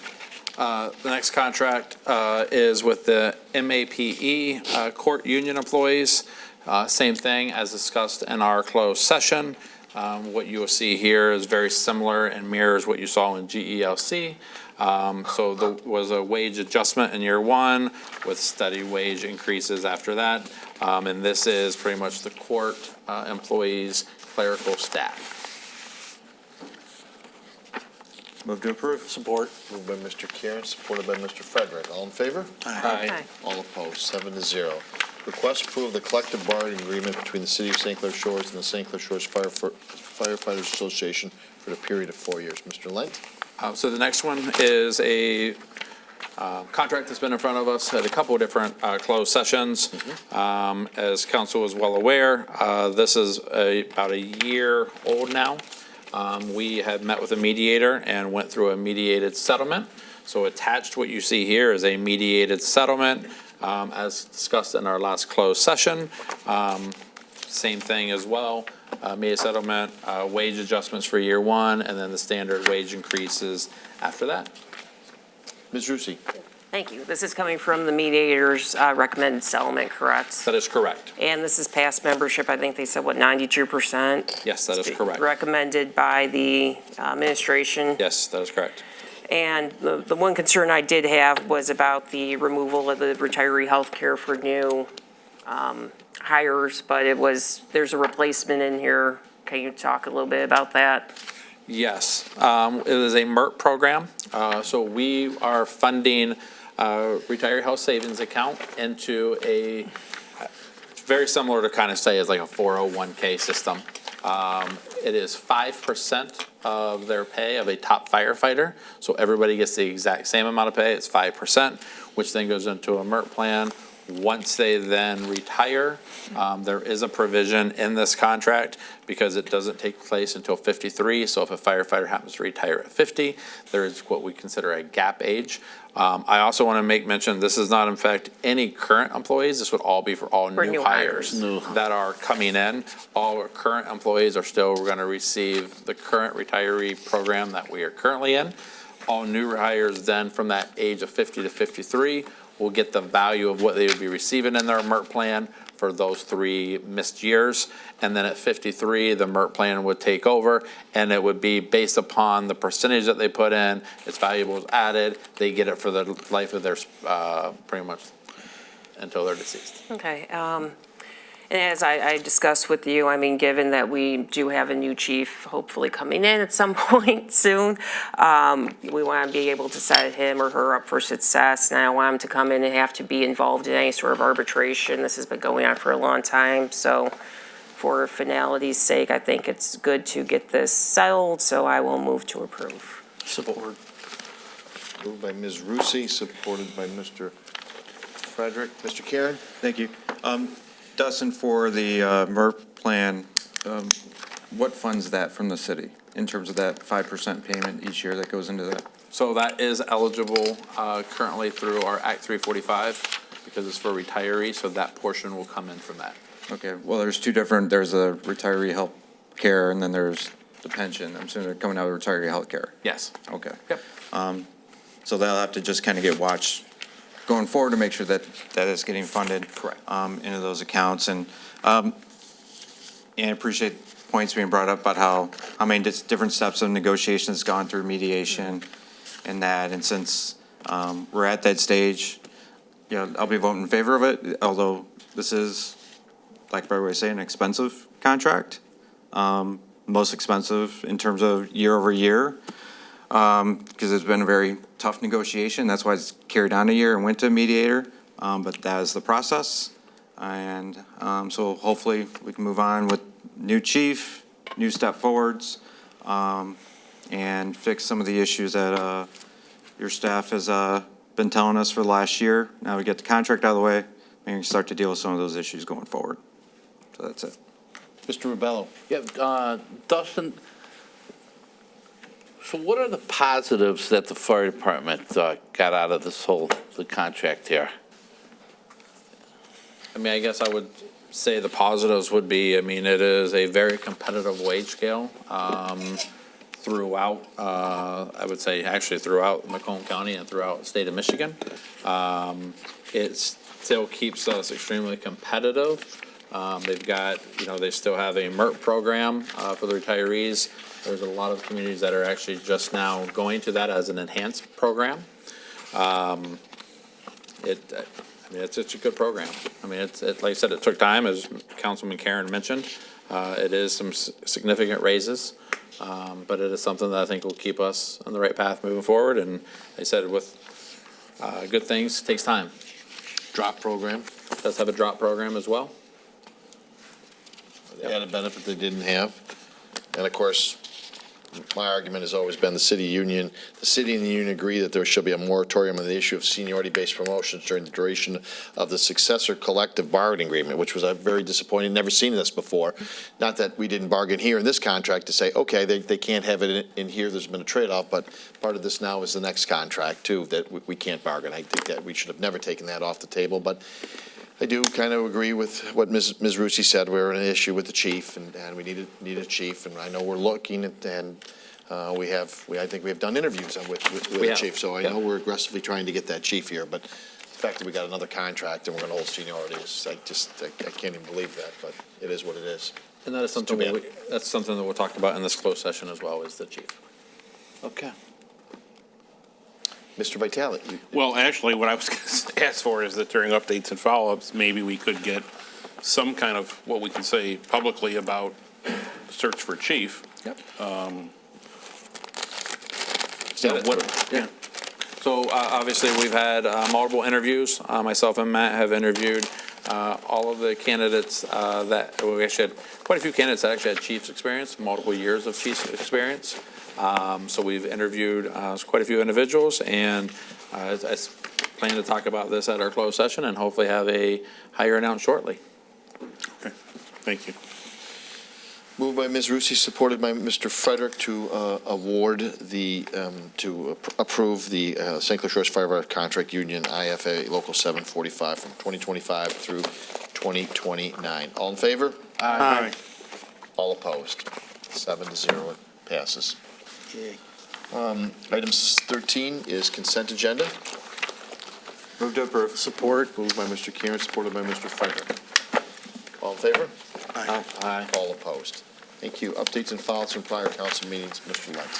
Mr. Rebello requested that the city be more flexible with businesses seeking to place signs along Jefferson during the road construction and asked staff to explore allowing larger signs. Code enforcement will not be removing any signs directing people to businesses on Jefferson. Yay. Ms. Rusi requested that 10 to 15-minute overview of the Jefferson Greater Mac Road construction presented at council meeting be posted on social media for residents to view. This was put on social media on 6/2. Yep, thank you, and I saw some very positive interactions from people who appreciate having the content handy, so thank you for doing that. Mr. Karen requested a review of the appropriate fund balances level for the sanitary sewer fund. He asked staff to examine the past 13 to 14 years of financial data to determine an appropriate emergency capital reserve amount and identify the proper funding level for the emergency needs. Mr. Walter suggested evaluating the working capital balance and indicated that the analysis could be completed for all three utility funds. Please see that attached.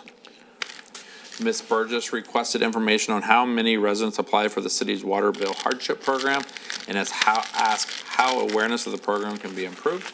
It's quite a detailed report that Vicki provided, so that is attached. And I will say as part of that attachment for the residents, one of the big hardship programs is actually funded through the county. So if anybody has any hardships on water bill, please contact the city and or the county. If you contact us, we can tell you how to get in touch with the county on how to work those hardships out. Mr. Frederick asked whether residents conducting a 3-day garage sale will still be required to remove their signs each night. The ordinance that council did just approve does require removing signs at the end of each day's garage sale. Mr. Karen requested a weekly summary report detailing progress on the concrete patching project and the road reconstruction to ensure they are following the timeline. CDI will provide a recap of what work was done during the week and what work is planned for the week ahead and the weekly construction update to council. So really, that was targeted towards Florence, since they have all the projects, to encourage them to send in that update every week, right? Rather than staff having to chase it down every week, that noon, Friday, here's an update where they're at for each one, right? Okay. It's like, push it on them, because that ought to be standard what they should be doing anyway. Mr. Karen requested that the bocce ball courts be included on Fishbeck's list of projects. And as council is aware, we received a notice asking that same kind of question. The bocce ball courts are a priority for Fishbeck. The plans from the contractor required revisions, but the project is now permitted. And when there were some permitting issues of kind of the size of the structure, the shape. So once they got the permit, they did have to order some of the pieces. Some of the pieces were 6 weeks out, but a lot of those are now starting to show up. And then you can start seeing some of the construction happen a little bit quicker. Unfortunately, it has slowed the timeline down a little bit over there, but work is progressing. Mr. Vitale raised questions and concerns regarding the conditions of the roof at the Algier pump station, noting that it is in poor condition. CDI is now working with DPW and evaluating with our engineering companies on the condition of the roof, and then we'll report back. And then we had 3 residents. We had one resident ask why the golf course is open on Memorial Day. We talked to the golf course. They did state that there are many veterans that actually go out and golf on Memorial Day, and it was kind of gave us the opportunity to say, you know what, let's give a discount for our veterans on Memorial Day and Veterans Day to kind of thank them for their service. And Armed Forces Day. Yep. And by the way, all the parks are open the pool is open, and et cetera. So it's just, they're not the only entity in the city of St. Clair Shores that's open. That's correct. We had another St. Clair Shores resident raise concerns about speeding on Newberry Street. The construction has impacted many streets from Martin And officers have been directed to spend more time on all the side streets, including Newberry.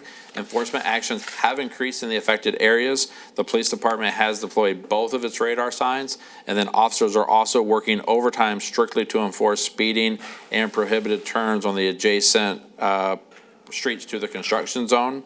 And then just continue patience in that area, as we've talked about in a lot of our council meetings, what that project means to the city and our lake. And we are continually working with our police department, DPW, CDI, and the local businesses to make sure everything is running as smooth as possible during the construction season. We had another St. Clair Shores resident spoke about flooding issues near Taylor Street and asked if the city, why the city does not have any bike lanes. The catch basins, 29335 Taylor, will be cleaned and inspected to make sure they are working properly. And then bike lanes have been a conversation up here in the past. However, they have not been feasible due to how tiny and the width of our roads are constructed here. We don't have a large easement, and we don't have a big green belt, and it makes it harder to widen our streets to allow the bike pass. And then we had our fourth resident reported that clothing and shoe donation bin located at Triumphant Church is being used as a dumping site for garbage. Code enforcement has went out and is investigating that complaint. Thank you. Item 15 is comments by individual council members. Ms. Rusi. Thank you. Well, anticipating it was going to be a long meeting, and correctly so, I did not prepare anything. I just want to say thank you to administration and to you, Mayor Walby, for working to get the stopgaps that you have over the past couple of weeks when priority really started dropping the ball to help minimize the impact on the residents. And thank you to Express for agreeing to be here now a couple weeks early. I can't believe they were able to get the trucks, get the staff to service, and so far, so good. A lot of good comments from residents, and it is appreciated. I didn't have to spend a couple hours today forwarding trash complaints, and actually did receive some trash compliments from people. Right. So thanks to you guys and to Express for stepping up there. It would have been awful to have to deal with what some other communities are currently still dealing with the previous provider. So thank you. Thank you. Mr. Karen. Thank you. Yeah, I'll just echo the same comments in terms of Express having a very good first day. I called up Jeff Rizzo around noon and said he was already done with about 85% of the city, and then city manager sent a note at 1 o'clock that they were fully done with the city, all by 1 o'clock. And past ones, we were, the normal operation with the last company was maybe they could have been done by like 8 o'clock at night, and then maybe some cleanup the next day, and then the last few weeks just, we'll get it 2-3 days later, and then even Express had to go out today and clean up areas they just didn't do, priority didn't do it last week, so I think very good first day. It's just sad of priority in terms of that management culture of to drop the ball so bad with so many communities, and it for just something that was just very basic. Drive by, pick it up, put it in the truck and go. But anyway, so great to see Express getting off to a very good start today. So the only other thing, next Monday, the Shore Kiwanis, we will be doing the dedication grand opening of the pickleball and tennis courts that have been totally redone at Kite Monroe at 6 o'clock. So we'll be working on that program this week. And actually, we got Kiwanis meeting tomorrow morning at Leo's, bright and early at 7:30 a.m. I expect all my colleagues that are still here late tonight to still get up for breakfast in the morning. That are members of that Kiwanis. People are shaking their heads down there. They're not going to do it. Okay. They get my dues and my volunteerism. Tomorrow morning. You're actually bright going and to early. pick me up and take me. 6 p.m. next Monday, dedication of the new I will be there. Shorewood Kiwanis pickleball and tennis courts at Kite Monroe, Monday, June 22nd. Thank you. Thank you. Mr. Frederick. Thanks, Mayor. So first off, comment, I had a meeting up on Jefferson, and it actually included the guys from Florence Cement. This was about 2 weeks ago, and they said that they were going to start the cement on the west side of Jefferson about a week later, and it's now been 2 weeks. And I just want to urge whatever you can do to get them to start that. I saw the equipment was there today. They, we have a fishing tournament coming up, which people will come down 9 Mile. I was hoping that would be fairly nice looking and clear for all these people visiting us out of town on the 27th. And I know it's going to take them about 7 to 10 days to get that, to make sure that it's cured. So anything we do to get them started sooner would be huge. So whatever you can do, Mayor, I appreciate that. Okay, well, I'll answer the question now. Okay. So they were going to do Fazard. They have changed, and they're now going to pave all the way to almost maybe Revere Lang area. Was a little bit harder to get a batch plant. They do have a batch plant now, or they're going to have one over at 9 Mile and Groesbeck. Okay. Will they? They have not changed in the date, and the date is mid-August when it's completed and switched.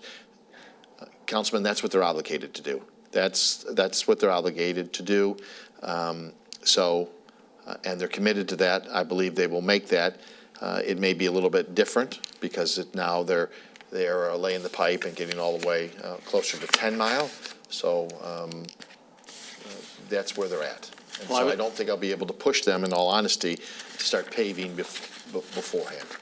Well, it seems like they've got all the underlayment down, and they've got a little bit of work to do, but if there's a way to get them started before the 20th, because he was telling, and maybe he was telling me wrong too, but he said it would take about 7 days to cure.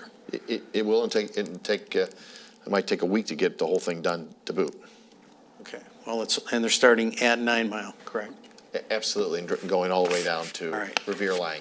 All right. I mean, they can only go as far as where the boring machine was going to pop out. And they're going to leave openings along the way for driveways, half driveways and all that. I know they've worked out some deals. You're correct. You're referring to the deal between Montrose and Wyandotte.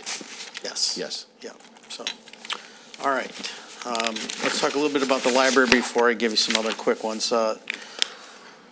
The teens can test their taste buds at the Teen Taste Test on July 13th from 2 to 3 p.m. at City Hall Council Chambers. Registration begins July 1st.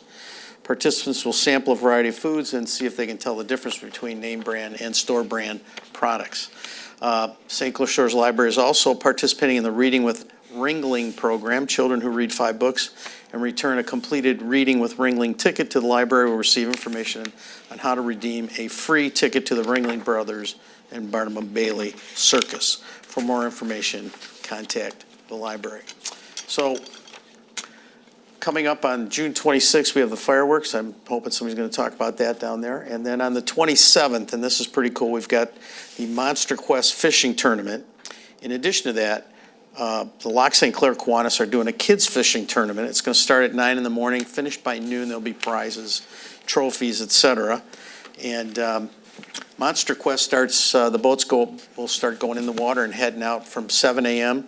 and they'll be back starting at about 2 to 3, and then at 4 o'clock they will have prizes, weigh-ins, and all that. It'll be a real blast. And one of the things that Monster Quest does is they have a machine that keeps the fish alive, which is a big deal to them.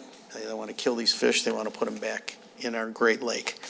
So, special thanks to Macomb County Public Works and the City of St. Clair Shores, Candace Miller and the mayor for helping us get this through, and then. Also the Nautical Mile Merchants, Tifa, for their huge sponsorship. So come on down to the 9 Mile ramp for a great day of festivities on June 27th. Also, you may see, I know it's real small, can't hardly see it, but this is a little bass fish. You'll see these stickers around town.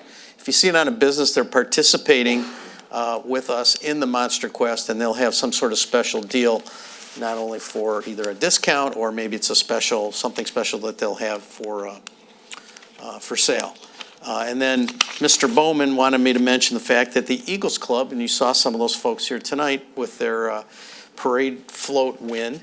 Eagles Club will be doing park cleanup at Bryce Park on the 25th at 6 p.m. if anyone would like to join in or join 3619. So anyway, that's all I have, Mayor. Thank you. Thank you. Mr. Vitale. Okay, I guess I'm going to start out echoing some thanks as well to administration and to you, Mayor, personally. I think this has been a tough couple of weeks for us, whether it's garbage contract, firefighter contract, Sunnydale drain. I mean, I just have felt like it's been nonstop phone. I've talked to you, all of you, more recently than ever with all these items, and thank goodness a lot of them. And thank you for getting that date extended in terms of for the grant with the state to at least allow us some time to try to make a better plan. I don't know if it'll be salvageable, but it'll be better no matter what. I asked a question to the court administrator when they were here for budget about how much we'd spent in the last 5 years on translation services, because she had mentioned that that's been going up every year. We're paying more and more for translation services, which would then correlate to more and more people getting into interactions with the court system who don't speak English. And then we were told the state is no longer reimbursing for translators. So that was one of the reasons that their costs have gone up. I would like to just get an accounting of that, maybe over the last 5 years or so. I wanted to ask about the generators that have been placed between Garfield and Lincoln in the Redeemer Church parking lot. I've gotten reports they're on, they're off, they've killed all the grass at the church. Have we ever gotten a response from DTE? I do believe Denise has talked to them a few different times. With her not being here, I don't know the answer to that. And I know we have sent code enforcement over as well, and I think that's why you've probably seen them off more recently. And what I would like to know is this due to low voltage and not being able to keep up with air conditioners, or is this due to some failure that's just going to be fixed and we'll be done with this? Or do we have to put up with this the whole summer because they no longer have adequate capacity for everyone's central AC? And if so, how long do the residents have to tolerate this noise and diesel generators? I mean, we basically built a power, we didn't. DTE basically built an ad hoc power plant in the middle of the neighborhood. We don't have a whole lot of tools to address this. And even if we did, then everybody loses their power. So yet another massive failing of DTE. I haven't hammered it enough. But, okay, if you can get some answers on that. One more question, and maybe this one is for the chief. The left turns off Lakeland. I cannot deny that I have seen a lot of people getting pulled over. I've heard it. I've seen it. They don't all necessarily even end up on my street. A lot of them do. A lot of them end up in parking lots and things like so. There's no denying that there's a lot of enforcement going on. In fact, I think I saw somebody today that might have had warrants. So don't break traffic laws if you have warrants. But all that having been said, I have to tell you that it feels like the message is not out, because every time I go to pull off my street, I see an endless stream of cars from Lakeland turning left. So do we need more signage? Should we have signage at Jefferson and Lakeland that maybe to what we do for the businesses, where there's, it's the orange and black signs or something? Maybe something that says left turn prohibited at Harper, and maybe put that at the beginning at Lakeland. Okay. Because I'm thinking maybe some of these people get to the end, they're not familiar with the area, they don't know what to do, so they just turn left. They either don't see it or they ignore it.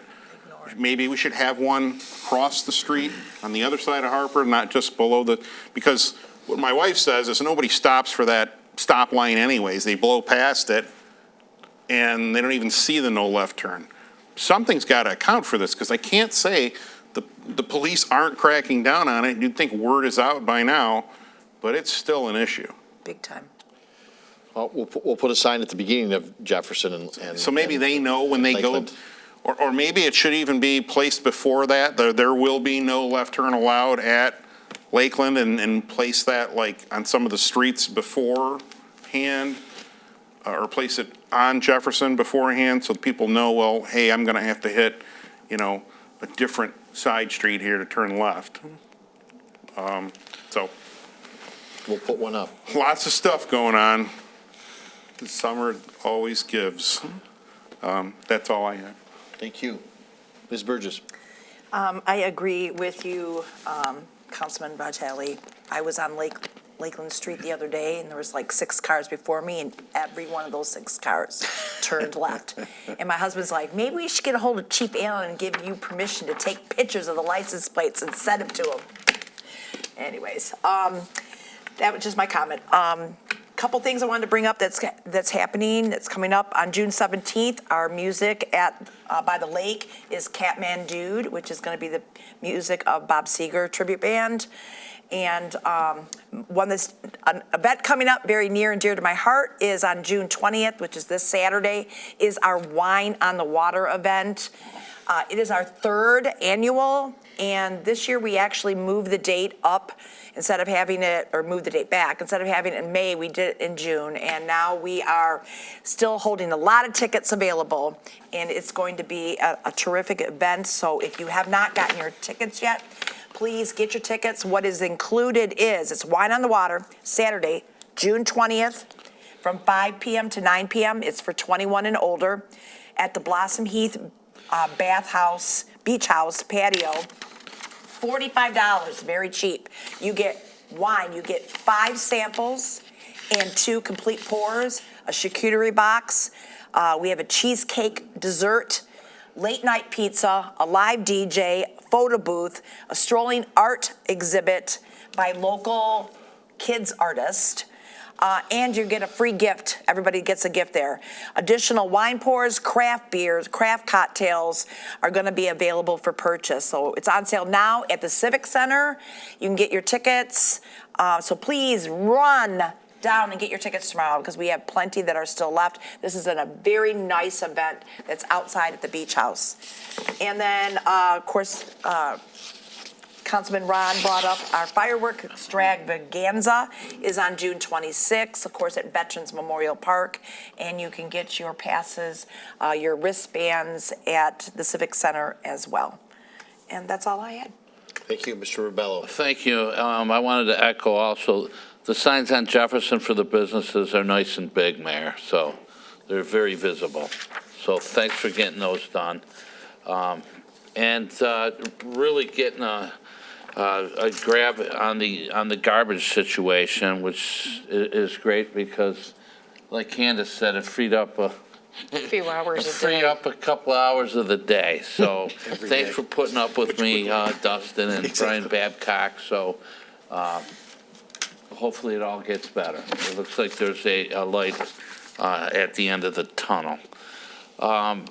I brought up, I think it might have been a meeting ago, with the Amazon purchases that the city makes. Dustin, have you made any progress on how much we actually use Amazon? I think they were trying to analyze that through the finance department. Okay.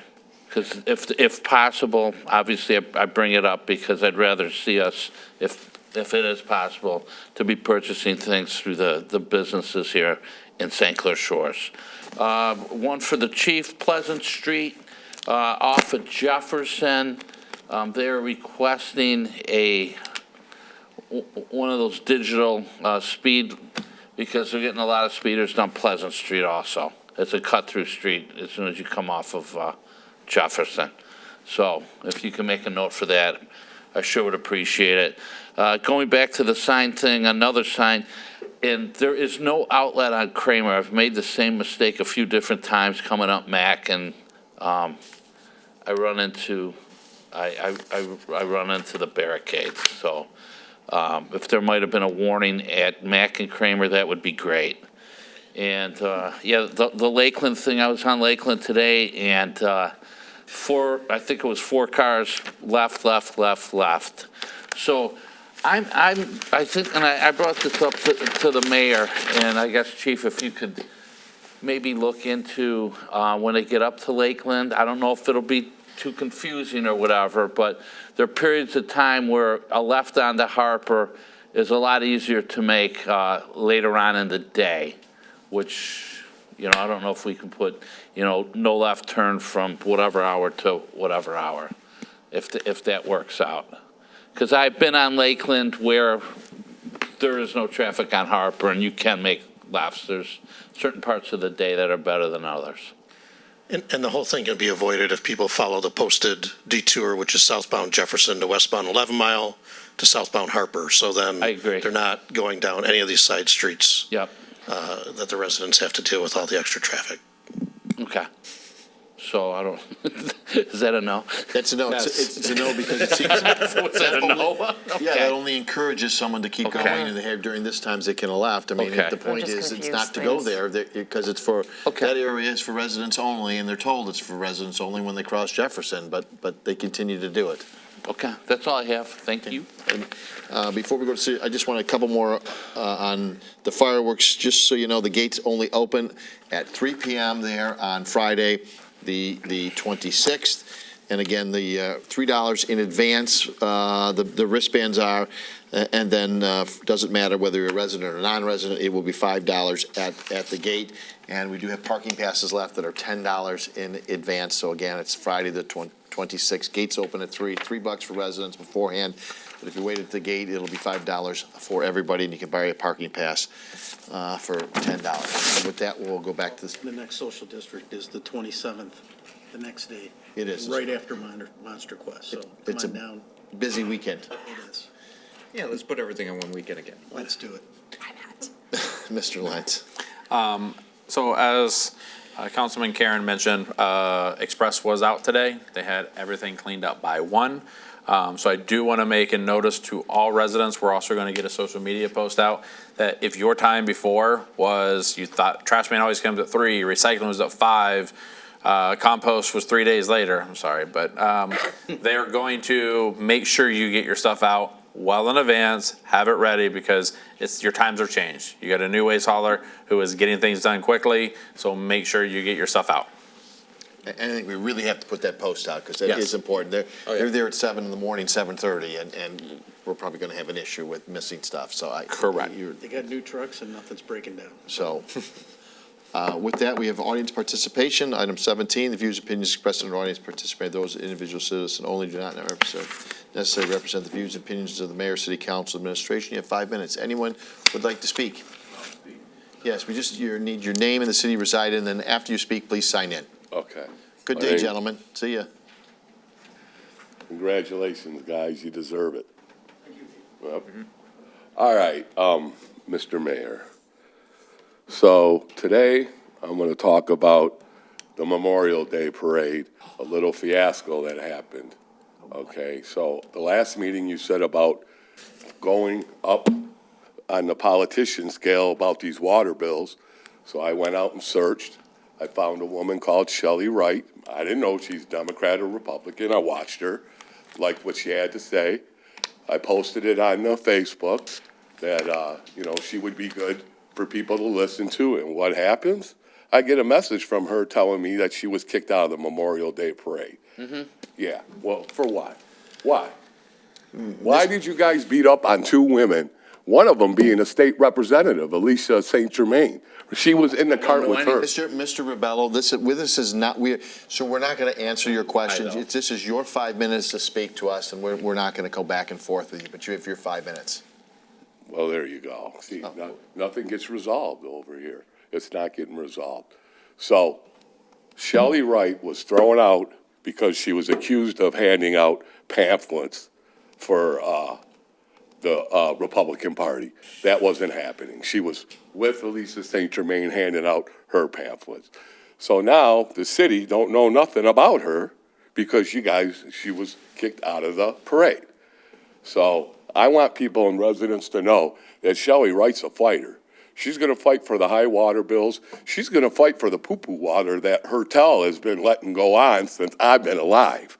That's done. That's done. I voted for his father. That's done. He's done. He's got to go. So we need someone new in there. We need Shelley Wright. And if you don't want to apologize to her, Sir, just direct it to the chair. I'm the chair. Please direct. What do you mean? Well, No, I have a right to come here and speak, don't I? You do. Just Okay, direct your well, comments to me. I would like to offer maybe something that we could do for everybody in the city of St. Clair Shores. They could see something that no one has ever saw. You know what we could do? We could do something like a fundraiser where me and you will have a duel with a paintball gun where it's not, doesn't hurt no one. We'll have a duel. We'll have all the city's people come out, all the residents, red versus blue, and let's do it. Right? I'm on. Okay. I think that'll be a good Can you thing not for the engage, city. Mr. Rebello? All right. Well, you can let me know at the next meeting maybe, or we could figure something out. Miss Rusty, great job on Rogers, on the school, or the preschool for the kids. You brought a tear to my eye with that one. That's what residents want to see. Something getting done. That's what we deserve. She took an old school, and I have granddaughters that couldn't go to the preschool because it's, what? Go ahead. Oh, no, that was the school board, not council. Oh, really? Yeah. Okay, that's fine. But no, and I want you to do that because when I post stuff on Facebook, are you the one that runs the Facebook site? Okay, well, sometimes Busy on it. sometimes I post wrong things, so I absolutely would want you to go on there and tell me when I'm wrong. That I understand. That's done. So Miss Wright, I want her to get her due. I want her to be apologized to her in St. Germain or the duel by paintball guns. All right, thank you. Thank you. Anyone else? Yes, sir. Sir, could you sign in? I'm sorry. I did. Oh, thank you. I'm sorry.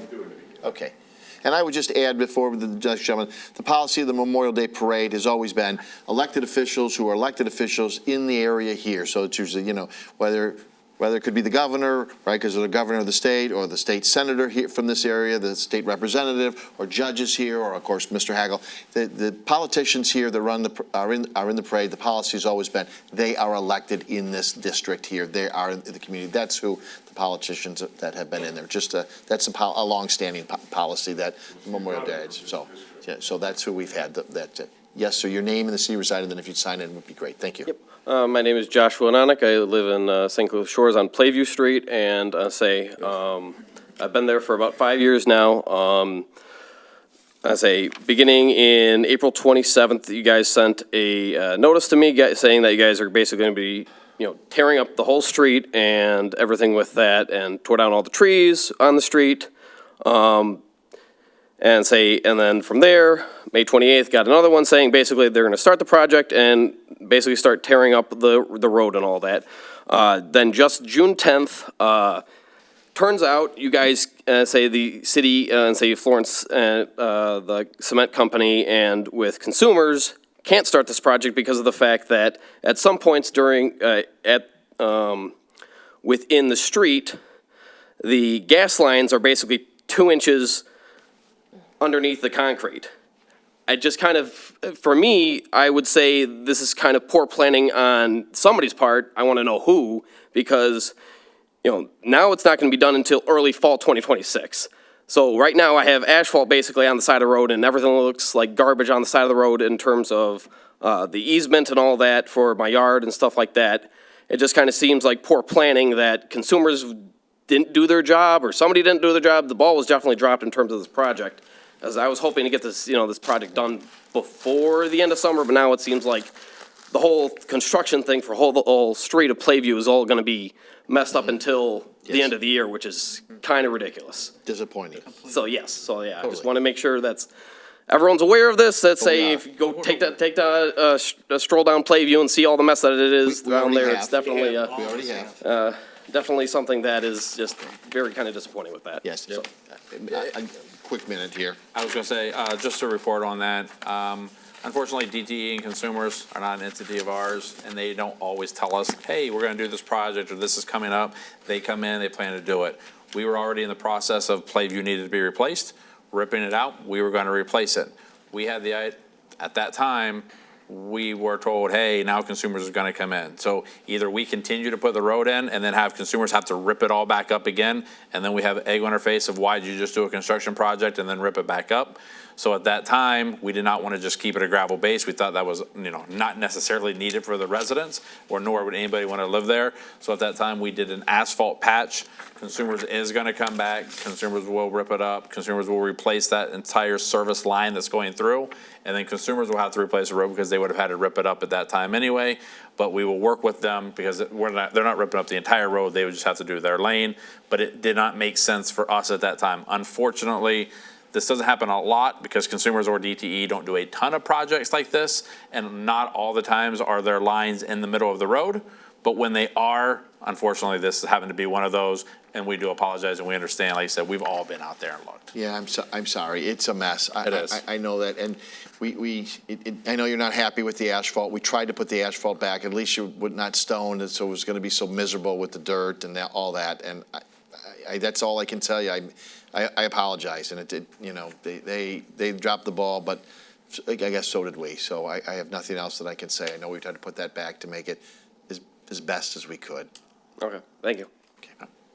Mayor, do we know, did the piles of dirt get covered up too? I don't know if that's done yet. Anyone else? We'll go back to mayor's comments. I don't have any, so we'll go request to meet in closed session as stated by statute MCLA 15.268, section 8C and H. So moved. Support. Oh, yes. Hold on, there was a motion by Mr. Karen, supported by Mr. Frederick. Okay, Yes. thank you. Question by Ms. Yes. Rusi. C is for collective bargaining agreement, is that correct? What's H? H is what I sent out an email today to go into closed session to render an opinion on a matter that I believe that city council needs to hear about. Okay, I thought, maybe I'm wrong, I thought pending litigation was E. It's not pending litigation. Okay. We're not We're not technically parties involved in to it it yet, so yet? I did not feel that that was appropriate. Okay, and do you say something about the chief? We're going That's to be the discussing that. contract. That's a contract? Yes. Okay, so that's C, collective bargaining agreement? Yes. AR4? AR4. I mean, Okay. it's kind of hard because AR4 is not necessarily a full collective bargaining agreement, but Yeah, it that's why I is. was wondering, Yeah. because it wouldn't be the 'Cause it's chief under AR4. CBA, but. Okay, there's also employment application if requested by the party. They didn't request the closed session, though. No, this is not regarding Okay. that. No. Okay, It's more you'll see, it's not really about, when we okay, get it's in hard closed when we session, don't I have can talk anything about that's it. on the issue, so I Yeah. just wanted to make sure that we do the notice correctly, so, okay. So it's moved by Mr. Karen, supported by Mr. Frederick. We'll need a roll call vote. Councilmember Karen? Aye. Councilmember Frederick? Aye. Councilmember Burgess? Aye. Councilmember Robello? Aye. Councilmember Rusi? Aye. Councilmember Vitale? Aye. Mayor Walby? Aye. Good night.